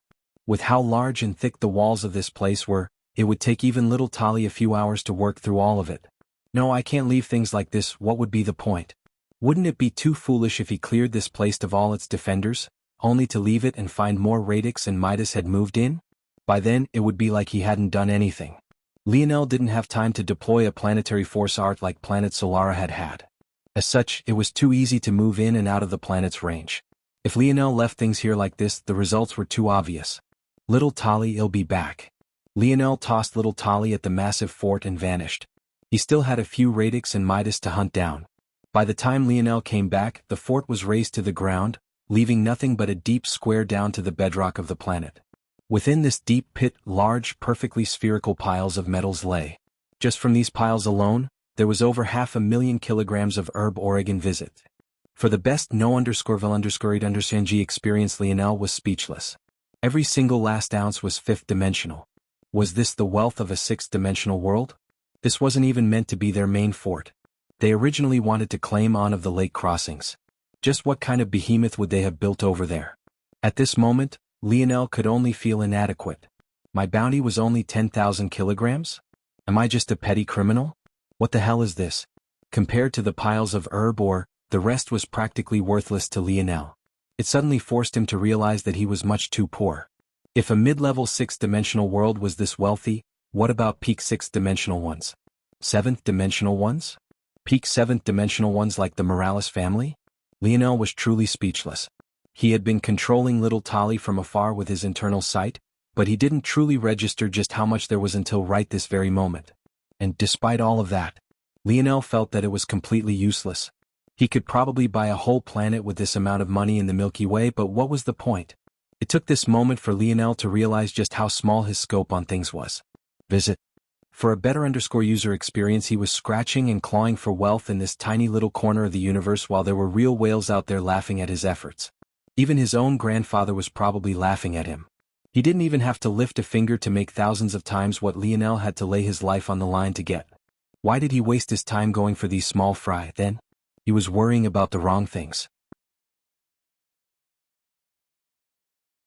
No, it wasn't that he was worrying about the wrong things, it was rather that he needed to work smarter, not harder. He was wasting his efforts and had to target the appropriate things. What good was it to build a shop on Earth so he could accept the patronage of people even poorer than himself? It was a waste of time. Noted. Lionel thought to himself. Lionel took the pillars of the near sixth-dimensional metal and placed them within a spatial ring. Then he stored the herb ore away before sweeping a gaze over the remaining metals. Unsurprisingly, they were all related to defense, whether that was force absorption, shock absorption, or just overall sturdiness. They would be greatly helpful in upgrading the cubes, but Lionel had a feeling that the next wave of battles wouldn't be occurring on Earth X1.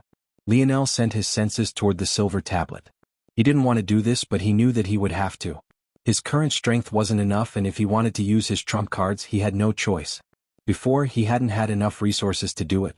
But after looting, exchanging his merit points at the 8i branch, he had reached his quota. It was time to push his metal body up to tier 9. Though it would make his subsequent uses of the silver tablet cost more energy, Lionel had once again decided that the trade-off was worth it.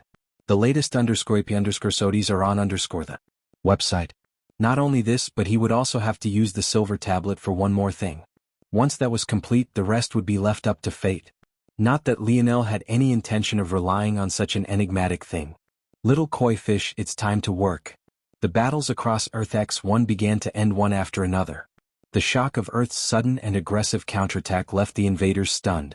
They had never expected that Earth would choose to do this despite having the clear defensive advantage. Their aggressiveness was outside the calculations of even the Radix, let alone the others. But this was only the tip of the iceberg. Each assault unit was seemingly equipped with perfect counters to them all.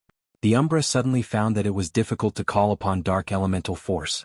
The rain suddenly found that the weather itself was fighting against the formation of their clouds. The Krars was steam-rolled, the number of machinery overwhelming their great population, leaving them without a choice but to surrender or be massacred. Each experienced a fate worse than the last. Visit.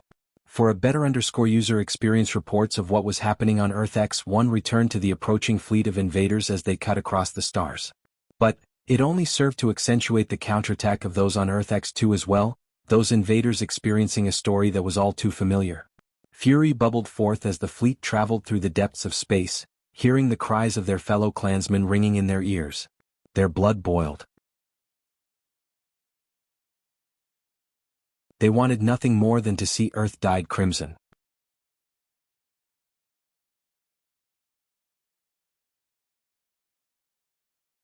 Chapter 1065. The three-pillar galaxy had entered a state of simmering. It felt as though they were all being slow-cooked in a large pot, their anxious emotions and feelings being squeezed out one step after another, all to be infused into a flavor-packed soup.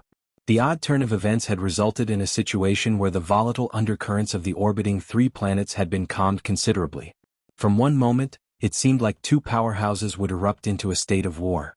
But in the next, each was suddenly on their best behavior, none of them daring to do anything to enrage the guests. At that moment, the Luxnix family was welcoming these very guests. All signs of battle and the several corpses that had littered the property previously had long since been cleared away. Beneath the sunlight, the family estate radiated a pure beauty that was difficult to match. Even the grass by the roadsides radiated a subtle golden color as motes of light hovered about the air. Light force was condensed and plucked by hidden formations in a perpetual cycle. Not only did it take concepts of solar energy to an absolute extreme, it painted a gorgeous picture that was difficult for one to take their eyes off of. The clean air smelt like one was standing by a pure stream, the neutral but intoxicating scent sunk into the bones and made one feel like you were walking on clouds. Every single little detail was refined to an extreme and perfectly curated for the guests. The gates of the Luxnix were opened wide and several elders stood as one. Each wore white robes that seemed to have been interlaced with silver strands of silk fabric. The combination made it so that depending on the angle the sun touched down, they would either sparkle and shimmer, or radiate a gentle light. The latest _IP_SODIs are on the website. No matter where you looked, the elders either had snow white or beautiful, bright gold hair. There was simply no in-between, and not a single one of them didn't exude an aura that could be summed up in just a single word: pristine. At the helm of these elders, the current head of the Luxnix stood. He was a middle-aged man with a charming smile and sharp brows. He was tall, but his figure was slim. He had a sharp jaw and nose, but gentle golden eyes. On his lapel, the mark of the 12-pointed star rested. It was a subtle piece of jewelry that touched the aspects of the wealthy the nouveau riche couldn't hope to match. This man was known as Seth Luxnix, a talent who had garnered great respect during his generation and a man whose genius still shone forth to this day. Despite his relatively young age, he had already stepped into Tier 7 of the 6th dimension. The higher one's dimension, the more exaggerated these small steps would become. It wasn't an exaggeration to say that the gap between Tier 6 and Tier 7, a large watershed between the middle and higher rankings of the 6th dimension, felt like a dimensional divide all to its own. Still, though Seth stood at the helm this day, he was nothing more than a figurehead. Standing by the gate in an inconspicuous manner, a group of 5 older individuals with hair of pristine white stood. In fact, their presence was hard to detect, and it was almost easy to forget their existence the moment you looked away, but they were most definitely there. These were individuals of the highest authority within the Luxnix family, a council that Seth would retire to when his time came. They were known as the Snowy Star Order. The latest _IP_SODIs are on the website. It might seem odd that these older individuals would stand to Seth's back in such a situation, as it might feel customary that the old would take the forward charge. But the truth of the matter was that this was the Luxnix family's way of saving face. This wasn't the first time they had gone through such a thing. In fact, it was only a few decades ago that these individuals had come to their sector for the very same purpose. The truth was that the individuals coming today could only be considered the younger generation of said organization. It was inappropriate for them as elders to be the forefront of the greeting, but they also wanted to ensure that nothing went wrong either. Considering what had happened last time, they refused to allow trouble to rear its ugly head again. This time they would keep a tight rein on everything, even if they had to lurk in the corner. Right then, space trembled. It was just a slight fluctuation, but it was already enough for the elders to sharpen their gazes. They're here. The one who spoke was an older man with a rounded back. His stature seemed quite off because despite the shape of his back, his neck seemed to be quite straight itself. It made it look like there was something hidden beneath his robes rather than his posture actually being so poor. For a better user experience, he was known as the Winged Star Order. Upon entering the Snowy Star Order, elders were granted their title. It was a reminder that their own identities no longer mattered and their first and foremost duty was now to the family. Despite the Winged Star Order hardly holding his voice back, it seemed that the only ones who actually heard him were the few by his side. On cue, the space cracked and began to spin. A whirling portal of black and deep violets appeared. If a true spatial master had been present, they would have watched on in awe. Though it seemed simple enough, this was a true feat of long-distance teleportation. I wonder who they will send this time. The woman who spoke was known as the Sparking Star Order and had a red, flickering flame on her forehead as though to remind others of this. Despite the innocence of her question, the atmosphere between the Snowy Star Order elders grew heavy immediately. It was clear that the answer to this question was of the utmost importance.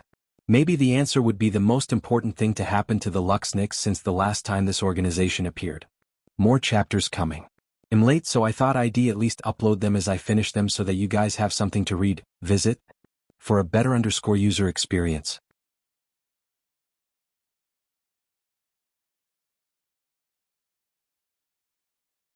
Chapter 1066. Light steps were heard from the other side of the whirling portal before two legs stepped out.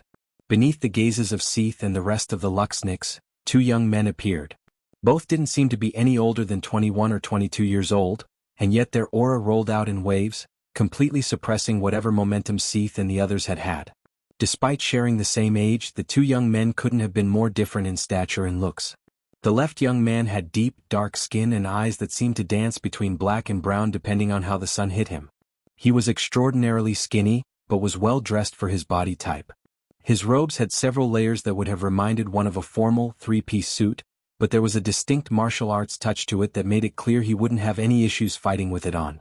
The only real oddity about this young man was that he had a pair of golden balls strapped to his waist, but even as he moved they didn't seem sway or shift.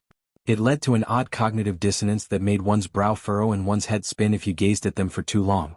The young man on the right was as pale as a sheet of paper.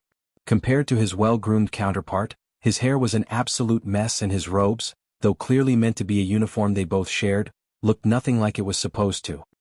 His robes split to reveal his bony chest, one of his sleeves swinging in the wind completely empty as he rested the arm that was meant to be within it upon his cloth belt. His gaze was like a deep blackness as his irises seemed a size too large for a normal person. In fact, so were his pupils. It was hard to tell if he just had odd genes, or if the truth of the matter was that he had snorted some less than savory substances before coming here. Still, despite the completely unserious appearance of this young man, the massive wooden box attached to his back would make one withhold their judgments. That was especially so after you noticed the wrapped handle coming out of the top of it. It was doubtful that anyone would want to be on the other side of whatever weapon was hidden within. The latest _IP_SODs are on _ the website. Seeing these two young men, Seath smiled. He had already been well prepared to deal with the pressure these youths exuded. Without appropriate strength, surviving such long-distance travel would get you killed. So, he didn't feel like these youths were trying to show off. If they hadn't released their strength they would have ended up shredded to pieces. But, the fact the two looked so relaxed made Seath take them with 1 to 2 points more seriousness. These were clearly not normal youths, but how could they be if they were from that place? Greeting. I am the current patriarch of the Luxniks family. We welcome you to our humble estate. The pale-skinned youth looked around somewhat blankly before shaking his head. Damn bullshit wormhole. I can't hear shit. The dark-skinned youth looked over toward his partner and shook his head. Hello. You can call me Orinik. This is my partner for the time we'll be here, Ganner. Orinik pointed toward the pale-skinned youth, seemingly used to his nonsense by now. Visit. For a better user experience in truth, Orinik's hearing wasn't very good right now either, but with their translation treasures, the meaning of Seath was transmitted right to their minds. Clearly Ganner was making something out of nothing like he mostly always did. Probably trying to extort people for some money again. While Seath and the non-order elders exchanged pleasantries with the two youths and invited them in, the atmosphere around the 5-star order elders grew heavier. Those robes. They're not domain-ranked students. Domain-ranked? They aren't even galaxy-ranked. They sent quadrant-ranked disciples here to us. Are they looking down on my Luxniks family? Sparking Star Order gripped her bulbous wooden cane, the sturdy stone beneath her cracking. Remain calm. Quadrant-ranked disciples aren't like our people. If you make too much of a commotion we will be noticed. A calm voice came from another female order elder, this one known as the Fluttering Star Order. She seemed to be the only one watching these proceedings without much of a reaction. Visit. For a better user experience, don't speak to me like I'm a child, Fluttering Star Order. We've given them a sector-ranked disciple and informed them ahead of time that we have yet another sector-ranked disciple ready to be examined by them, yet they send 2 quadrant-ranked trash. Even those who had agreed with Sparking Star Order initially couldn't accept her words right this moment. To call any student of that organization trash was liable to get your entire family destroyed. Sparking Star Order had allowed one generation of success to get to her head. They were nothing like those families who produced domain-ranked disciples every generation. On top of that, Orinik and Ganner was exceptionally young. Who was to say that they'd remain as quadrant-ranked disciples? This was like a lifelong peasant raising a single millionaire son, then pointing fingers at other self-made millionaires to call them trash. It was ridiculous. We produced a sector-ranked disciple? Fluttering Star Order asked lightly. Why is it that I remember you all doing everything in your power to push her away? And now you want to claim her as your own? And isn't that second sector-ranked disciple something you tried to artificially create by stealing something that wasn't yours? Does that flame on your forehead also help to thicken your skin? You had better watch your mouth when you talk to me, Fluttering Star Order. Sparking Star Order immediately became frighteningly calm, but the fire on her forehead told a different tale. The latest _IP_SODIs are on the website. Fluttering Star Order looked toward the elders around herself, seeing all of the stern warnings in their gazes. Shaking her head, she turned around and left.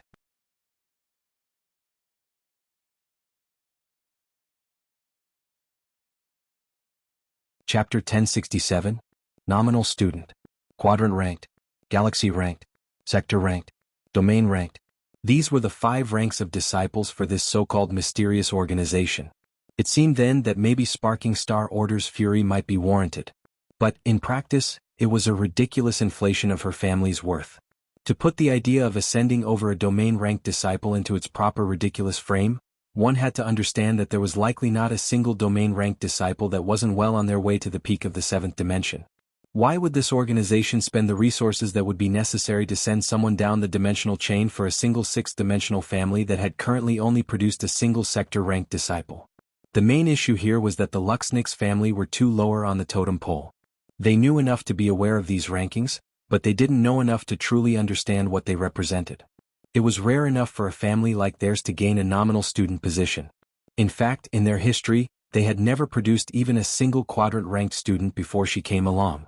Due to lacking a proper understanding of the overall picture and what their true worth was, let alone Sparking Star Order, even the other 3 Order elders were a bit disappointed by the outcome. They thought that now that they had proven that they could produce worthy disciples, that they would gain the respect that came with that. Unfortunately, expectation was the root of disappointment. Visit. For the best no_vel_read_ng experience, the 4 elders watched as Fluttering Star Order walked away, each displaying different emotions. Some had a complicated look while those like Sparking Star Order watched on coldly. This latter group included Winged Star Order, who had watched on from the very beginning as the 2 fought.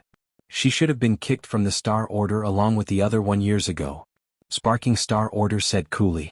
This kind of dissent can't be allowed. There is nothing more important than the face of the family. Anyone that puts anything above our best interests has no right to sit on this council. The other Order elders remained silent. Some had expressions that agreed, but others remained on the fence. In the end, one finally spoke up, an older man by the title of Resting Star Order. This isn't the time for this. We can consider such a motion after our youths have been selected. If that woman chooses to make a commotion now, it will mean trouble for us all. Let this matter rest. Sparking Star Order didn't say anything to this.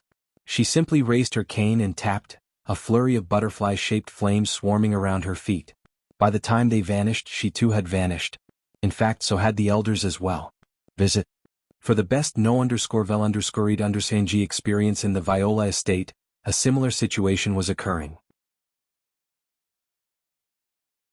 Well, similar in that they were likewise greeting guests, but their level of entitlement was several levels beneath that of the Luxnix, as they had never produced a disciple above the nominal rank. In fact, they would be very much ecstatic if they could produce another one. They didn't even care to check what the rank of the disciples that had come were. it wasn't even at the forefront of their minds. The Viola family wined and dined their 2 guests, giving them the living of kings. Though these 2 young men had come from families far stronger than the Viola family, the truth was that training in that organization year in and year out was a living hell. The fact that they could come here to relax was a true blessing, so they took great advantage. As the day waned and the banquet began to taper down, the Viola finally couldn't hold it in anymore and asked the questions that had been burning in their gut for so long. However, the response they got was completely out of their expectations. A large youth with a belly to match his stature scratched his head awkwardly and let alone a laugh. "I won't lie to you all, we truly do not know the parameters of this cycle's competition. In fact, our overseer didn't really give us a timeline either. We're as blind as you all are about all of this." The large young man looked toward his partner. They knew well how this looked. These families would probably think that they were milking them for greater benefits. But the truth was that they really were in the dark. They didn't know much of anything. Visit. For a better user experience, what we can tell you is that this year will likely be different from the last. There will be more opportunities and the restrictions will be laxed. Though it will be just as difficult to gain a disciple position, we will be allowing more people the chance to try. So long as you have the ability, you can come forward. The large young man spoke candidly, but his partner really wanted to smack him in the back of the head right now. All these families would hear from those words were, "Yes, we're going to accept all your great service, but it won't really matter how well you treat us because everyone will get a chance anyway." This naive bloke thought he was being nice by offering this information, but the reality was that this was probably the last thing the Viola family wanted to hear. As expected, though Richard's face remained plastered with an amiable smile, inwardly he was seething. This wasn't actually because of the waste of resources, after all it might still help in a close decision. Rather, he wanted to use this opportunity to manipulate Aina. Not just anyone could get a spot to participate in the past. In fact, even their family would usually only get a handful of spots. Simply put, Aina wouldn't even be able to try out without him. Wait, this is something only those here are aware of, and this is clearly insider information. Why would I have to tell her this at all? The latest _IP_SODIs are on the website. Richard's smile became more relaxed and genuine. That was right, everything was still within the palm of his hand. Once he clinched this nominal disciple spot, there would be no one capable of stopping him from becoming the true heir. And as for Aina, just because she got a spot to participate, that didn't mean she had to succeed, right?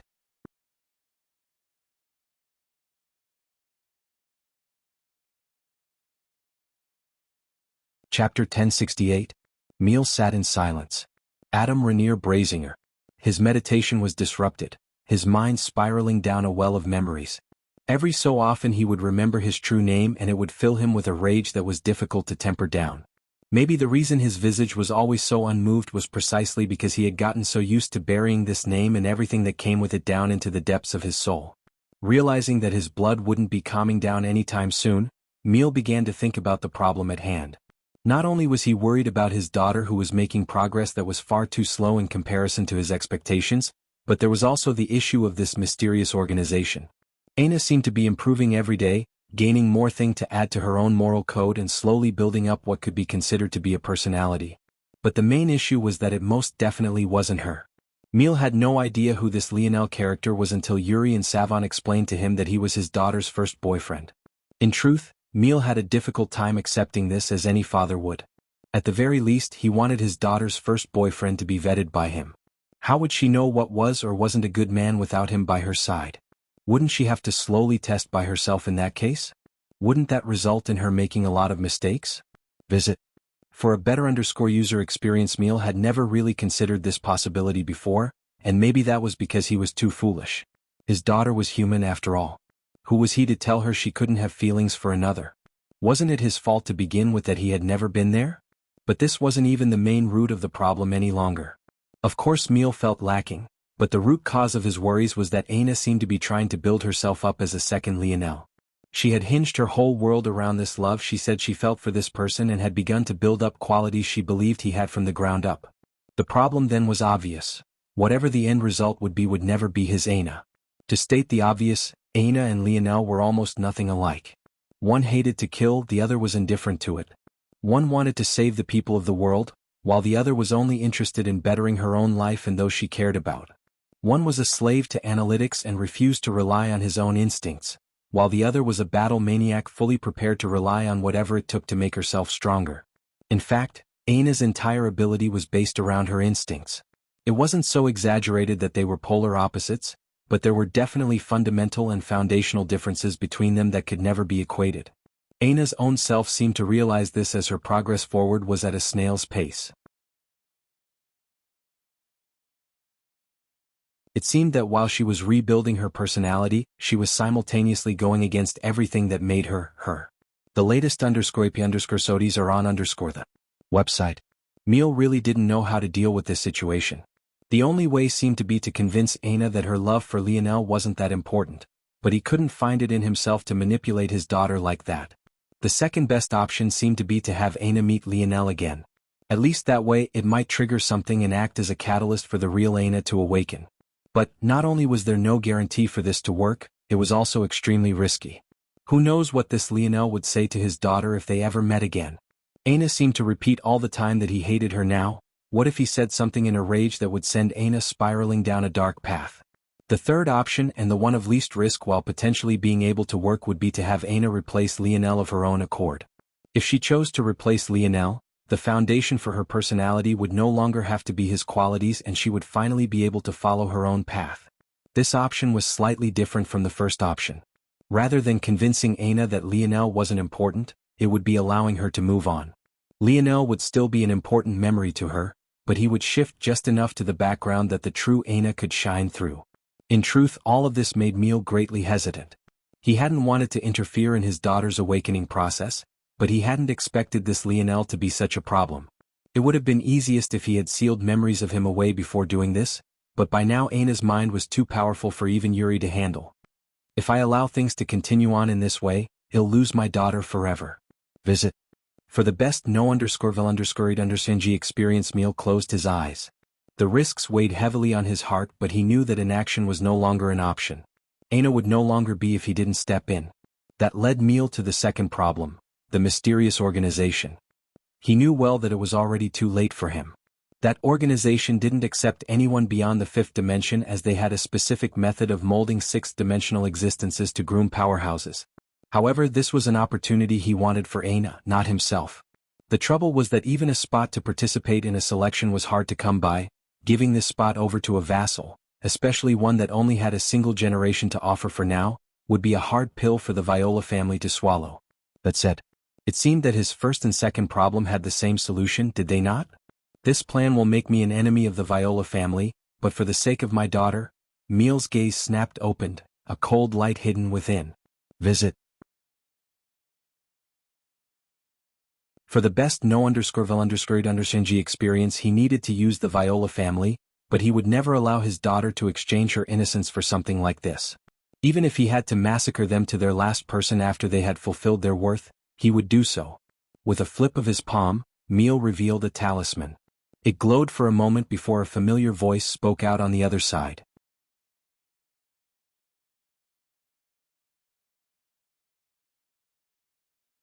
Chapter 1069. Deep within the Luxnix estate, there was a calm river of flowing golden waters. Sometimes, it would appear to be a liquid, and at other times it would appear to be a gas. It flowed unpredictably, even often rising into the air in defiance of gravity. And yet, it stayed along a controlled path, circulating in silence. Near the center of this ethereal garden was a middle-aged woman who was getting on in years. It seemed that it wouldn't be very long before the term middle-aged no longer suited her. However, her features still radiated a calm beauty that touched the soul. Even though she didn't have a smile on her face, her presence seemed to make all those around her feel relaxed and cheery, the gentleness of her golden gaze soothing the heart.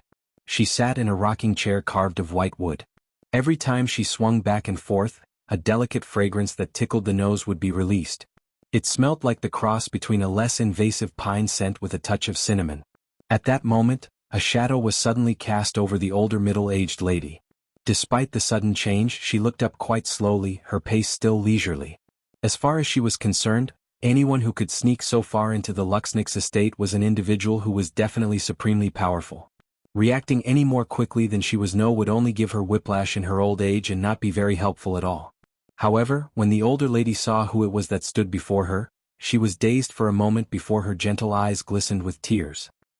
Eleanor? You've returned? Before the older woman was a beauty gorgeous beyond words. She had white gold hair that reached past the small of her back, shimmering emerald eyes that seemed capable of piercing through anything, and delicately sculpted features that appeared to have been formed by a master artisan. Nothing about her felt out of place, not even the alternating soft and hard armor she wore that clung to her curves. The patterns of white leather that looked like dragon scales and silver plate armor gave her the appearance of a valiant empress that had just returned from the battlefield, and yet none of her enemies had dared to drop even the slightest hint of blood on her. The latest _IP_SODIs are on _the website. Mother. The voice of Eleanor was just as sweet as one would expect. It matched the refreshing atmosphere of her mother with an incredible ease.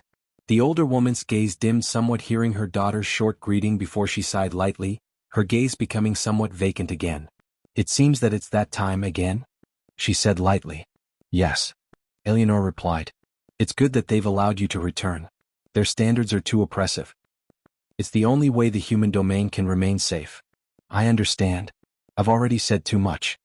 Eleanor's mother nodded as her chair continued to rock back and forth. She seemed to have returned to a state where nothing could affect her. My little lion will be coming soon. I thought I would tell you. Upon hearing this, the older woman trembled beside herself, her wrinkled hand clasping down on her rocking chair's arms. Maybe if it wasn't for the hidden strength of this white wood, it would have already been shattered. It had definitely taken a great master to even carve it to begin with. The latest _IP_SODIs are on _the website. Is he doing well? I'm not sure. I didn't get to raise him like I wanted to. The older woman's face turned several shades paler, something that felt almost impossible given the fierceness of her earlier reaction. I'm sorry. It's all my fault. Eleanor remained silent for a long while, staring down at her mother. Even now, you're apologizing for the wrong reasons. Rather than blaming those who should be blamed, you blamed yourself because if not for you, their reaction toward another one of their daughters marrying an outsider wouldn't have been so fierce, when in reality, this family has never been so understanding to begin with. Eleanor shook her head. The Luxniks family had a poor reaction to her choosing someone they hadn't chosen, and that reaction was compounded by the fact her mother had likewise chosen someone they hadn't chosen. In part to prove that there was nothing wrong with marrying outside expectations like this, her mother had gone out of her way to try to side with the family, trying to prove that just because a daughter married out, didn't mean that she'd forget the well-being of the family that raised her. Of course, this was only part of the reason, but it was a part nonetheless. I only hope that this time, you don't allow foolish sentiments to stand in the way of things. I hear that my little lion has a temper even worse than mine and even my husband's. I wouldn't mind seeing this family lose its overinflated self of worth one peg at a time. Visit. For the best no understanding experience in the past, they saw it fit to bully my son because they thought themselves to be stronger and they thought their own purpose to be grander. They had no idea who my husband was, and even now they have no idea that if not for me, let alone their estate, even their entire galaxy may have been massacred down to its last person. But if there is one thing I will thank you for, Mother, it is this opportunity for the Luxniks to experience what it truly feels like to be bullied. I wonder how they'll be able to lay a hand on my son while I'm here? Eleanor looked up toward the sky, her expression seemingly blank but her irises painting a picture of 1,000 words. You will have another choice to make, Mother. I hope that you don't choose incorrectly again. Eleanor vanished, leaving her pale-faced mother slowly rocking in her chair. Empress Fox slowly closed her eyes, her trembling taking several hours to come to a stop. They were both her family, but which family would she choose? Back in the Milky Way, the tension of a situation countless light years away had nothing to do with them. Rather, they had their own tense atmospheres to deal with. And these, rather than just being complex moral dilemmas, truly took on the weight of life and death. In the depths of space, several ships stood in a long chain. Upon one of these ships, exposed to the surrounding vacuum, was a silent Lionel. Just one more chapter coming today. Visit. For a better user experience.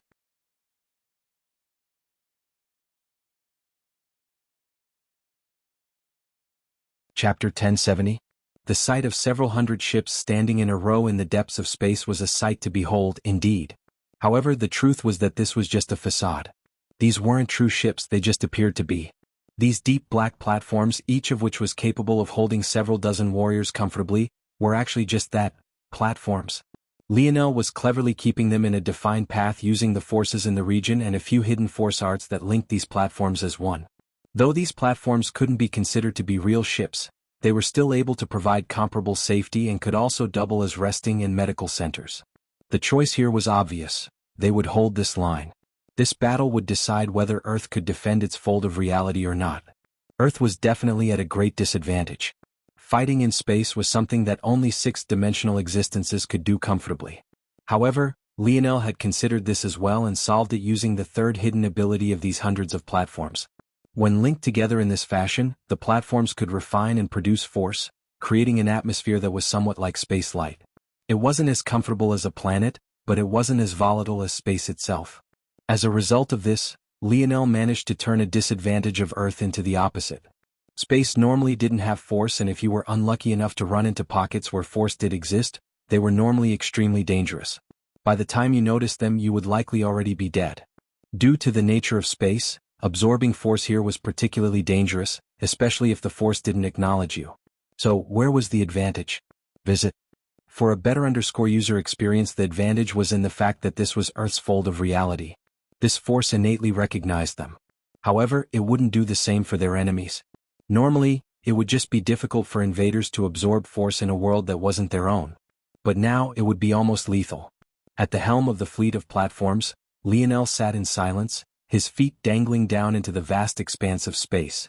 The artificial gravity in the surroundings wasn't as strong as it was on Earth or Earth X1, so he felt exceptionally light at the moment, his gaze looking off into the distance. Just a few years ago, Lionel would have never thought that he would have the chance to see the stars like this. Sitting far outside the solar system he had spent almost 2 decades of life in, gazing at moons and planets he had never even seen pictures of, let alone laid his own eyes upon. It was a surreal feeling. For much of Lionel's life he had never really been ambitious. Nothing caught his attention enough for him to put his full effort toward it, and though he respected everything he did and gave it all its due, there was always a tiny piece of him buried deep that never seemed to truly activate. But at this moment, staring off into the stars, seeing the vastness of the universe laid out before him as his people were being oppressed from all sides, he felt a dull throbbing within as though a deep recess of his soul was ready to be awakened. Space suddenly shook and shattered. Watching on in silence, Lionel didn't even move as the 10-kilometer-long starship came into view, crashing through layers of space one after another. To Lionel's back, 8 young men appeared, all of them standing tall. One couldn't truly grasp the horror of a starship, even a junior one, until you laid eyes on it personally. Visit. For the best no_vel_ed_ng experience, it felt like watching reality itself collapse as it tore a seemingly empty space to shreds. Space shattered and cracked like glass, miniature black holes formed and collapsed, combustible star cores sparked as though they were nothing more than lit matches before they too crumbled. It looked as though the starship wasn't moving at all, just standing in place. And yet the violent commotion around it painted a completely different picture as what looked like black lightning danced about it. And then, bang. As though a pouncing beast, the 10-kilometer-long behemoth shattered the final layer, its body coming to a sudden and violent halt. Upon the helm of the junior starship, the 5 family heads stood, the gaze of each one of them practically dripping with blood. However, when they saw Earth's fleet ahead of them, these very same gazes couldn't help but narrow. Though their one junior starship was far larger than any single ship Lionel had brought forward, the number of the latter was still great enough to surround them. At the forefront of it all, Lionel continued to sit, his feet hanging down to the endless abyss below. Even in their presence he didn't stand. It was as though he didn't remember at all that he had brutally murdered Averon's younger brother. Ram them through. Averon spoke coldly, his expression hardly fluctuating. To these hats, fools would be fools. Did the people of Earth really believe that just because they had brought their people out here that it would be enough? Since they were foolish enough to pool all their strength here, they would just crush them in the crudest way possible. Visit. For the best no_vel_ed_ng experience, however, just as the junior starship was gearing up to charge forward after losing its momentum breaking into this fold of reality, reality struck hard. Lionel continued to sit indifferently, watching as a wave of force swept by. Your blueprints? I have them. It looked like nothing more than a gentle breeze, but the moment it touched the exterior of the junior starship, it began to shut down. Its light flickered off, its accumulating energy dissipated, Even at forward momentum entered a cruising state. To the horror of the five heads, their junior starship became nothing more than a hunk of metal, stuck in the limbo of space. At that moment the black platforms took action. Bang, bang, bang, bang, bang. One after another, dense chains shot toward the junior starship, each lancing through the exterior hull and locking the junior starship in place. Just below Lionel's feet, another thick chain shot outward, this one piercing the very front center of the starship. Visit. For a better user experience with a light hop, he landed on the heavy chain, his halo manifesting above his head and his silver armor beginning to appear piece by piece. You're tuning in to the Han Lee's Wuxia Chronicles YouTube channel. We're so grateful for your support, and don't forget to subscribe to join us on this incredible journey through captivating stories. Your generosity through donations truly makes a world of difference, as it's the primary source of revenue that allows me to expand and enhance this channel for you. Thank you from the bottom of my heart for being a part of this adventure.